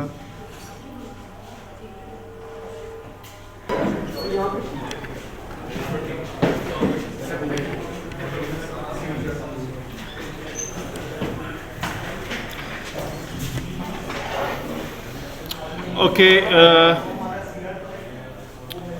आप में से कितने लोगों के पास पावर BI का जो ऐप, जो एक मैंने वेबसाइट ग्रुप इसमें शेयर की थी, उसकी एक्सेस है, app.powerbi की? आप में से कितने लोगों के पास एक्सेस है? पता, मैंने एक शेयर किया था लिंक उस पर, किस पे, व्हाट्सएप में, जिसमें पावर BI का एक बिज़नेस वर्जन है, उस पर फ्री ट्रायल होता है। अगर आप उस पर अकाउंट बना सकें तो वो अच्छा होगा। अगर अभी बना होता तो मैं आपको एक दो चीज़ें बता सकता हूँ, बट आई डोंट नो कितने लोग लॉगिन कर सकते हैं इस वक्त app.powerbi पे? आप लोगों को नहीं पता? आप लोगों को नहीं एक्सेस उसकी? डिड यू ट्राई या ट्राई नहीं किया? नहीं है। ओके, अगर आपके, आई डोंट नो, अगर आपके कोई जानने वाले जिनके पास कोई प्रोफेशनल ईमेल आईडी हो, उनकी कोई प्राइवेसी वगैरह कोई ब्रीच नहीं होगी, उनको कोई एक्सेस, आपको उनकी किसी चीज़ की एक्सेस नहीं मिलेगी। बट आस्क देम कि आप मुझे अकाउंट बनाने दें। मेरा पास अपने फुलब्राइट का अकाउंट था, उसके थ्रू मुझे एक्सेस मिली है। प्लस मैं अपने अकाउंट की एक्सेस क्यों दूँ? दूसरा ये कि यूनिवर्सिटी का अकाउंट हो सकता है, किसका नहीं, प्रोफेशनल हो सकता है, प्रोबेबली शायद कॉमसेट्स का अपना चले, लेकिन स्टूडेंट्स का अकाउंट नहीं चलता, ना जीमेल, हॉटमेल नहीं चल सकता। यूसीपी का था तो प्रोबेबली जो फैकल्टी है कॉमसेट्स का, या इवन अगर आपके कोई भी जानने वाले किसी भी जगह किसी प्रोफेशनल कंपनी में एम्प्लॉई हैं और उनका कोई प्रोफेशनल ईमेल आईडी है, तो जस्ट आस्क देम के वो आपको उधार दे दें थोड़े 2 महीने के लिए। हाँ, ओके। अब चूँकि वो नहीं है इसलिए मैं उसमें कुछ चीज़ें बताना चाहता हूँ। बहरहाल अभी 1-2 बच्चे नमाज़ पढ़ रहे, इसका स्टार्ट करते हैं। मीनवाइल एवरीवन, अगर आप अपने इसी व्यू में दोबारा जाएँ, ट्रांसफॉर्म डेटा में, पावर क्वेरी एडिटर में, ये एक बहुत पावरफुल चीज़ है, यूज़फुल चीज़ है। हाँ, इस दौरान में हम बात कर लेते हैं, थ्योरी पढ़ लेते हैं थोड़ी सी। आपको कैटेगोरिकल, आपको पता है डेटा में, इवन डेटा की बात करें, एक होता है डिस्क्रीट नंबर्स, एक होता है कॉन्टीन्यूस नंबर्स। इनमें क्या फ़र्क होता है? 1 by 1। हाँ हाँ हाँ हाइट इन सेंटीमीटर, ठीक, डेसिमल्स में आते हैं। अच्छा, अगर 1 to 3 कॉन्टीन्यूस नहीं हो सकता, यानी जो होल नंबर्स हैं वो कॉन्टीन्यूस नहीं हो सकते, नहीं हो सकते, वो क्या होते हैं, डिस्क्रीट होते हैं हमेशा। अच्छा, अगर मैं आपसे पूछूं, आपको पता है कैटेगोरिकल डाटा क्या होता है? क्या होता है? लाइक जेंडर, जिसमें कैटेगरीज होती हैं। जिस तरह फॉर एग्जांपल यहाँ पे हमारे पास जेंडर का डेटा है तो वो कैटेगोरिकल डाटा है। जिस तरह हमारे पास वो ये जो है डेज ऑफ द वीक्स हैं, Saturday Sunday, sorry your nationality जो है डेटा, वो सारी आपकी कैटेगरीज होती हैं। अच्छा, ये जो कैटेगरीज होती हैं ना, ये कुछ कॉन्सेप्ट्स हैं मैं आपको बता रहा हूँ, और इसको आई डोंट नो नोट कर लें। या बिन्स, आपको पता क्या था? बिन्स एक कॉन्सेप्ट है डेटा बिनिंग का भी, उसे डेटा बिन्स भी कहते हैं। बिनिंग पता है आपको क्या होता है? अच्छा, जिस तरह कैटेगरीज होती हैं ना, उसमें तो ये बड़ा क्लियर होता है कि जी सैटरडे संडे मंडे ये हमारे पास डेज में कैटेगरीज हैं, या मेल फीमेल हमारे पास जेंडर में कैटेगरीज हैं। इस तरह हमारे पास किसी भी लिहाज की प्रोडक्ट्स में कैटेगरीज हो सकती हैं। फॉर एग्जांपल FMCGs हैं, हाई टेक प्रोडक्ट्स हैं, लो टेक प्रोडक्ट्स हैं, इलेक्ट्रॉनिक्स हैं, नॉन इलेक्ट्रॉनिक्स हैं, कुछ भी ऐसा। अच्छा, अब इसमें अगर आपको कंटिन्यूस डेटा में कैटेगरीज बनानी हो तो कैसे बनाएंगे? फॉर एग्जांपल हमारे पास, मैं आपको यहाँ पूछता हूँ, हमारे पास ना यहाँ पर एक डेटा है, मैं ये कैलेंडर की तो मैं मुश्किल है, या फॉर एग्जांपल अगर हमारे पास सेल्स में जाएं और हमारे पास सेल्स में यहाँ पर हमारे पास डेटा है, फॉर एग्जांपल ये यूनिट प्राइस का, सेल्स के टेबल में गया हूँ, एक हमारे पास कॉलम है यूनिट प्राइस का। अब यहाँ पर हमारे पास कॉन्टीन्यूस डेटा है, यूनिट प्राइसेस हैं। अगर मुझे इसमें कैटेगरीज बनानी हो तो कैसे बना सकता हूँ? रेंजेस बना सकते हैं, मिनिमम मैक्सिमम देख के। फॉर एग्जांपल मिनिमम वैल्यू 50 है, मैक्सिमम वैल्यू 500 है, तो जो उसका डिफरेंस है, तो अगर मुझे 10 कैटेगरीज बनानी है तो मैं वो 450 यानी 500 माइनस 50, 450 को 10 पे डिवाइड करूंगा तो मैं वो 50-50 के डिफरेंस से कैटेगरीज बना लूँगा। लाइक 50 to 100 एक कैटेगरी होगी, 101 to 150 दूसरी कैटेगरी होगी, 151 to 200 तीसरी कैटेगरी होगी, एंड स्टफ लाइक दिस। इसे ना, ये जो बेसिकली कैटेगरीज, इसको हम फॉर्मली बिन्स कहते हैं। तो हम इसे डेटा बिनिंग कहते हैं कि अगर आप कॉन्टीन्यूस डेटा को अगर आप चंक्स में या क्लासेस में डिवाइड करो तो उसे हम क्या कहते हैं? डेटा बिनिंग कहते हैं। ये अपने नाम जहन में रखना है, बिकॉज हिस्टोग्राम बनाते हुए इस तरह की चीज़ें आती हैं। ओके जी, अब हम आ रहे हैं डेटा प्री प्रोसेसिंग की तरफ। डेटा में अपने सबसे पहली चीज़ पावर BI जो है, पहली बात आपको डिस्क्रिप्टिव स्टैटिस्टिक्स, मीन, मीडियन, ब्ला ब्ला, ये सारी चीज़ें बहुत ही जस्ट 1 क्लिक अवे पे देता है। आपके पास क्वेरी एडिटर ओपन है सारों के पास? ओके, एवरीवन, ऑर्डर डेट आपके पास कॉलम है, इसके नीचे आपको एक ग्रीन पट्टी नज़र आ रही है, आपको ये ग्रीन एक बार सी, एक पट्टी सी नज़र आ रही है, ग्रीन पट्टी सी। इस पर ज़रा आप अपना ना माउस रख के देखें, आपको कुछ डिस्क्रिप्टिव्स इस तरह से नज़र आएंगे कि नहीं आएंगे? आ रहे हैं। फॉर एग्जांपल वो आपको बता रहा है वैलिड मींस इसमें 1000 वैल्यूज़ हैं इस वक्त इस टेबल में, उसमें 100% का क्या मतलब है? सारी की सारी वैल्यूज़ वैलिड हैं, मींस कोई भी इसमें इनवैलिड का मतलब ये है कि अगर सारा वो न्यूमेरिकल डेटा है तो सारी वैल्यूज़ न्यूमेरिकल ही हैं, इसमें कोई दूसरी वैल्यू नहीं है। 0% एम्प्टी, यानी कोई नल वैल्यू नहीं है, कोई यहाँ पे इसमें एरर नहीं है। अगर आप यहाँ पे ये जो आपके पास नहीं, अगर आप इस ग्रीन जो आपके पास बार है, मैं दोबारा ना कैलेंडर टेबल में जा रहा हूँ, so that we should be on the same page. Calendar table में आईडी वाले पे मैं जा रहा हूँ, कैलेंडर टेबल आईडी, इस ग्रीन बार पे मैं डबल क्लिक करूँगा। एवरीवन, मैं इस पे क्या करूँगा? डबल क्लिक, और कुछ भी नहीं हो रहा है। क्यों नहीं हो रहा? शो द, इसमें ना इस पे we should have more statistics. यहाँ पर नीचे एक पूरा वो पेन आ जाता है, सॉरी कॉलम प्रोफाइल, यहाँ पे जाके व्यू में जाके कॉलम प्रोफाइल।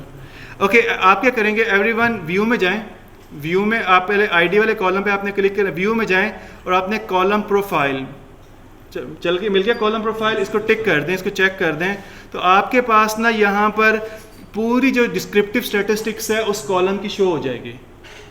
शो हो रही है कि इस कॉलम में काउंट 1000 वैल्यूज़ हैं, इस कॉलम में कोई एरर नहीं है, कोई एम्प्टी वैल्यूज़ नहीं है, डिस्टिंक्ट यानी 1000 की 1000 वैल्यूज़ डिस्टिंक्ट हैं, कोई भी इसमें रिपीट नहीं हो रही, वैल्यूज़ यूनिक हैं। NaN क्या होता है? नल वैल्यूज़ जिसे कहते हैं, नॉट अ नंबर। ज़ीरोज़, इसमें ज़ीरो है, मिनिमम वैल्यू 1 है, ज़ीरो कोई नहीं है, मैक्सिमम वैल्यू ये है, एवरेज ये है, स्टैंडर्ड डेविएशन ये है। Did you guys get that? तो ये आपका इवन पावर BI ने अगर आप कॉलम प्रोफाइल को टिक कर देंगे तो एक कॉलम और इवन आगे उसने इसकी ग्राफिकल जो है वो डिस्ट्रीब्यूशन भी दी है। अगर आप सेल्स के टेबल में जाएं तो आपको ज़्यादा सेल्स के टेबल में जाएं और प्रोबेबली सेल्स के टेबल में हम कोई ऐसा कॉलम चूज़ करते हैं। फॉर एग्जांपल हम यहाँ पर ना यूनिट प्राइस का कॉलम चूज़ करते हैं। सेल्स के टेबल में यूनिट प्राइस के कॉलम पे क्लिक करें। सेल्स के टेबल में यूनिट प्राइस के कॉलम पे गए और इसकी कॉलम प्रोफाइल को आप ओके करें, टिक करें, तो ये आपके पास बेसिकली एक पूरी उसने वो डिस्ट्रीब्यूशन दे दी है कि 1000 वैल्यूज़ हैं, मिनिमम वैल्यू 699 है यानी हमारी सेल्स प्राइस है, यूनिट प्राइस है, मैक्सिमम वैल्यू 3578 है, एवरेज ये है, स्टैंडर्ड डेविएशन ये है। इसमें 4 डिस्टिंक्ट हमारे पास वैल्यूज़ हैं। Did you guys get that कि नहीं? इसी तरह से अगर ये तो हमारे पास था कॉन्टीन्यूस डाटा, अगर हम किसी कैटेगोरिकल डाटा में जाएं, जिस तरह हमारे पास प्रोडक्ट्स में जाएं अगर आप, तो प्रोडक्ट्स में आपको कैटेगरीज मिलेंगी। प्रोडक्ट्स में आपको कैटेगरी का टेबल मिल रहा है कि नहीं मिल रहा? प्रोडक्ट्स में कैटेगरी का टेबल है, सेंटर में कर एंड पे करके है। अगर आप इसको सिलेक्ट करें और इसके कॉलम प्रोफाइल में जाएं तो आपको बेसिकली सारा मिल जाएगा। 397 हमारे पास यानी प्रोडक्ट कैटेगरीज हैं। इसमें मैक्सिमम मिनिमम नहीं है। अच्छा, इसमें क्यों नहीं हमारे पास स्टैंडर्ड डेविएशन आ रहा या एवरेज आ रही? कैटेगोरिकल डाटा का कोई स्टैंडर्ड डेविएशन नहीं होती। ये बात भी जहन में रखें, जो डाटा टेक्स्ट ABC की फॉर्म में होता है, टेक्स्ट डाटा होता है ना, उसकी 3 प्रॉपर्टीज़ होती हैं नॉर्मली, या मैक्सिमम शायद 3 ही होती हैं। या तो उसमें आपको जो है वो मिलेगा count, total number of values उसमें कौन कौन सी हैं, या आपको उसमें मिलेगा मिनिमम मैक्सिमम। अगर हो मिनिमम मैक्सिमम वो ना करता है वो ABCD की तरतीब में, यानी जो A से स्टार्ट होता है वो उसको मिनिमम कर देता है, और जो ABCD में अगर कोई वैल्यू प्रोडक्ट को X से स्टार्ट हो रही है तो उसको मैक्सिमम कर देगा। बट इन जनरल जो है आपको इसमें काउंट मिलेगा या मिनिमम मैक्सिमम मिलेगा, आपको इसमें एवरेज नहीं मिलेगा जो कि मिल ही नहीं सकता ऑब्वियसली, आपको इसमें स्टैंडर्ड डेविएशन नहीं मिलेगी एटसेट्रा, आपको इसमें ये यूनिक डिस्टिंक्ट वैल्यूज़ वो दे रहा है। So did you guys get that? तो विद जस्ट वन चेक आप जो है किसी भी कॉलम की सारी प्रोफाइल देख सकते हैं। ये एक बड़ी यूज़फुल चीज़ है, और आपको उसने ग्राफिकल व्यू भी इवन दे दिया कि इवन कंपोनेंट्स इसमें सबसे ज़्यादा हैं। अगर आप इस पे ग्राफ किसी बार पे क्लिक करें तो वो जो टूल टिप अपेयर होती है कि इस डाटा में कंपोनेंट्स 189 है, 47% हैं, बाइक्स जो हैं वो 125 है, 31% है, क्लोथिंग इसी तरह से 48 एंड 12% है, accessories. Did you guys get that? समझ लगी इस बात की कि नहीं लगी? तो ये बस यही एक बड़ा यूज़फुल चीज़ है। इसी तरह से पाइथन में भी ना जस्ट हम एक वर्ड लिखते हैं, एक लाइन लिखते हैं, तो हमें इसमें पूरे के पूरे डिस्क्रिप्टिव्स आपके किसी भी कॉलम के दे देता है। तो एक बड़ी यूज़फुल चीज़ है। यूज़फुलनेस इसमें क्या है कि अगर कोई एम्प्टी वैल्यूज़ हैं उसको आप डिलीट करें। अगर कोई आपके पास कुछ ऐसा आप समझते हैं, फॉर एग्जांपल मेरे पास कुछ डाटा ऐसा, एक मेरे पास गाड़ियों का डाटा आया था जो कि सेकेंड हैंड गाड़ियों का डाटा था, और उसमें एक कॉलम था माइलेज का, और उसमें कुछ गाड़ियों के माइलेज में 0 वैल्यू थी। तो डू यू थिंक कि सेकेंड हैंड गाड़ियों के केस में mileage 0 make sense? It doesn't make sense. तो फिर मैंने वहाँ पर एक यानी फ़िल्टर लगा के कि ऐसी गाड़ियाँ जिनका माइलेज इवन 10 से भी कम है तो उसको डेटा से मैं निकाल दूँ, बिकॉज वो सेकेंड हैंड की कैटेगरी में नहीं आता। तो ये आप जब डेटा एनालाइज करते हैं तो you must be very careful के यानी कि जो भी, और वो आपको इसी डिस्क्रिप्टिव से ही पता चलता है कि भाई को मिनिमम रेंज क्या है, मैक्सिमम क्या है, ब्ला ब्ला। तो you should be careful about that. समझ लगी इस बात की कि नहीं लगी? समटाइम्स मैक्सिमम का या मिनिमम का एक और बड़ा फ़ायदा होता है। मेरा अपना बिजनेस है, मुझे पता है कि जी फॉर एग्जांपल मेरी जो प्रोडक्ट है ना मैक्सिमम 1000 रुपये की है और मिनिमम 5 रुपये की है, और अगर कोई क्लैरिकल मिस्टेक भी हो जाती है, मैंने डेटा एंट्री करते हुए 1000 को 10,000 कर दिया या 1 लाख कर दिया है, तो ये जो डिस्क्रिप्टिव स्टैटिस्टिक्स हैं फिर बड़े यूज़फुल होते हैं कि वो आपकी प्रोडक्ट की प्राइस की रेंज पता है कि 1000 तक है, तो आप उस क्लैरिकल मिस्टेक को भी आप डिलीट कर सकते हैं या इसको चेंज कर सकते हैं। Did you guys get that कि नहीं? तो ये descriptives don't undervalue them, these are highly very very useful. समझ लगी इस बात की? तो ये यहाँ पर हमें आपको इसी तरह से अगर आप किसी भी कॉलम को सिलेक्ट करके, फॉर एग्जांपल हम इसी में जाते हैं, कॉलम डिस्ट्रीब्यूशन को ऊपर टिक करें ज़रा, तो आपको जब कॉलम डिस्ट्रीब्यूशन को टिक करते हैं ना, यहाँ पर व्यू में जाके कॉलम डिस्ट्रीब्यूशन, तो आपको हर कॉलम की ना वो यहाँ पे उसी में एक छोटा सा ग्राफ दे देता है कि आपके कॉलम में कितनी डिस्टिंक्ट वैल्यूज़ हैं, कितनी यूनिक वैल्यूज़ हैं, ब्ला ब्ला, ये सारा कुछ कॉलम डिस्ट्रीब्यूशन का पता चल गया आपको। इसी तरह से अगर आप कॉलम क्वालिटी पे जाएं, इसको अगर आप चेक करें तो ये आपको बता देगा कि कितनी वैलिड वैल्यूज़ हैं, कितने एरर हैं, कितनी एम्प्टी है। तो बेसिकली ये जो आपका डेटा प्रीव्यू है ये आपको बहुत ज़्यादा जो है ओवरऑल आपके डेटा के बारे में एक पर्सपेक्टिव देता है, एक पिक्चर देता है। Did you guys get that? और ये बड़ा आसान है, आपको जस्ट एक ही करना है, इसमें कोई इतना बड़ी साइंस भी नहीं है। Any question? एक चीज़ और बताऊंगा और फिर आज के लिए इतना काफ़ी है। बस एक चीज़ और सिंपल सी है, पावर आपको यहाँ पर कोई कंट्रोल जी नहीं होता, यहाँ पे कोई अनडू नहीं होता जो हमारा रिवायती तरीका है उस तरीके से, यहाँ पर कोई कंट्रोल वाई नहीं होता, रीडू नहीं होता। अगर आप कोई भी चेंज करते हैं ना, फॉर एग्जांपल मैं क्या चेंज करता हूँ, अभी हम एक थोड़ी सी माइनर सी चेंज करते हैं प्रोडक्ट्स के टेबल में जाके ना। फॉर एग्जांपल मैं क्या करता हूँ, अगर मैं कॉलम इसको मैं डिलीट इस तरह भी नहीं कर सकता। Let's make some change. मैं यहाँ पे क्या करता हूँ, मेरे पास एक ABC क्लास है, मैं ना इसका डेटा टाइप चेंज करता हूँ। प्रोबेबली मैं इसको टेक्स्ट से चेंज करके if I make it true false और something and add new step. अच्छा, मैं ये बेसिकली ना मैंने एक चीज़ चेंज की है, यहाँ पे मैंने डेटा टाइप चेंज की है। इसका जो सबसे बड़ा फ़ायदा है, मैंने यहाँ पे ट्रेनिंग दी थी गिट और गिटहब पे, ये जो आपका क्वेरी एडिटर है ना, आपकी एक हरकत को ट्रैक करता है, एक क्लिक को, नॉट क्लिक, एक जो चीज़ आप एग्जीक्यूट करते हो उसको ट्रैक करता है। और जो चीज़ आप करते हो ना उसकी ट्रैकिंग ये यहाँ पे अप्लाइड स्टेप्स में शो होती है। आप कोई भी चेंजेस लेके आते हो ना आपके डेटा में, तो जिस हिसाब से आप चेंज लेके आओगे वो चेंज यहाँ पे अप्लाइड स्टेप्स में आपको उसी तरतीब से शो होगी। तो अगर आपने किसी चेंज को रिवर्स करना है, फॉर एग्जांपल मैंने ये क्लास की डेटा टाइप चेंज की है, तो उसने इसको ट्रैक किया और उसको उसने यहाँ पे लिखा है चेंज टाइप 1 कि मैंने एक ही टाइप चेंज कर दिया। अगर इसको रिवर्स करना है, साथ ही ये क्रॉस का साइन है, मैं क्रॉस के साइन को दबाऊंगा तो आप देख रहे हैं वो उसकी डेटा टाइप वो पुराने स्टेप पे चला गया। तो पावर BI जो क्वेरी एडिटर का अच्छी है कि आपकी हर डेटा ट्रांसफॉर्मेशन ट्रैक हो रही है। तो अगर आप कोई भी ट्रांसफॉर्मेशन रिवर्स करना चाहते हैं तो आप जस्ट क्रॉस दैट और वो रिवर्स हो जाएगी। Did you guys get that? तो ये अप्लाइड स्टेप्स आपने नज़र रखनी है। तो इससे ये पता आपने गलती से भी कोई चेंज कर दी है ना तो यहाँ पे हाईलाइट हो जाएगी and then you can reverse that. Did you guys get that? ठीक है, इतना काफ़ी आज के लिए। तो और जिनके पास डेटा नहीं है, जो स्टूडेंट्स हैं, कुछ वेबसाइट्स में आपको बता रहा हूँ, वहाँ पे बेइंतहा डेटा अवेलेबल है। जो आपकी फील्ड है आप उसमें से डेटा ले सकते हैं। तो फर्स्ट वन, जो लोग जिनको अक्सर लोगों को पता होगा, www.kaggle.com, यहाँ पे बेइंतहा डेटा पड़ा हुआ है, बेइंतहा डेटा पड़ा हुआ है। इसी तरह से वर्ल्ड बैंक का बहुत बड़ा डेटाबेस है, कुछ इसमें फ्री है, वहाँ से आप डेटा ले सकते हैं। पाकिस्तान स्टॉक एक्सचेंज dps.psx.com.pk, यहाँ से आपको बहुत डेटा मिल जाएगा, पाकिस्तान स्टॉक एक्सचेंज का डेटा है। इसी तरह से आपको investing.com पे ये इन्वेस्टमेंट का, फाइनेंस का बहुत सारा डेटा मिल जाएगा। स्टेट बैंक ऑफ पाकिस्तान ये बहुत सारा डेटा शेयर करता है आपके साथ, आप इसका डेटा ले लें। जो एक बहुत बड़ा और बहुत यूज़फुल डेटा का सोर्स है वो आपका पाकिस्तान ब्यूरो ऑफ स्टैटिस्टिक्स है, या इनको आप ईमेल करके, या वैसे भी इनके कुछ डेटा जो आपका सेंसस का डेटा है, मरदमशुमारी का डेटा है, और भी ये रेगुलर इंटरवल पे आपका बहुत सारा डेटा कलेक्ट करते हैं। कोई भी एक डेटा सोर्स ले लें, उसमें से कोई भी एक डेटा सेट ले लें, लेकिन आपने ये लास्ट लेक्चर में प्रेजेंट करना है, लाजमी करना है। Just 5 minutes briefing, but you should have very excellent. लेकिन अगर आप प्रोफेशनल हैं, किसी बिजनेस में हैं, और अगर आप उनका डेटा यूज़ कर सकते हैं तो गो फॉर दैट, वो ज़्यादा फ़ायदेमंद चीज़ है। इसके अलावा और भी बड़े सोर्सेज हैं, इंडिविजुअल कोई ग्रुप नहीं है यहाँ पे।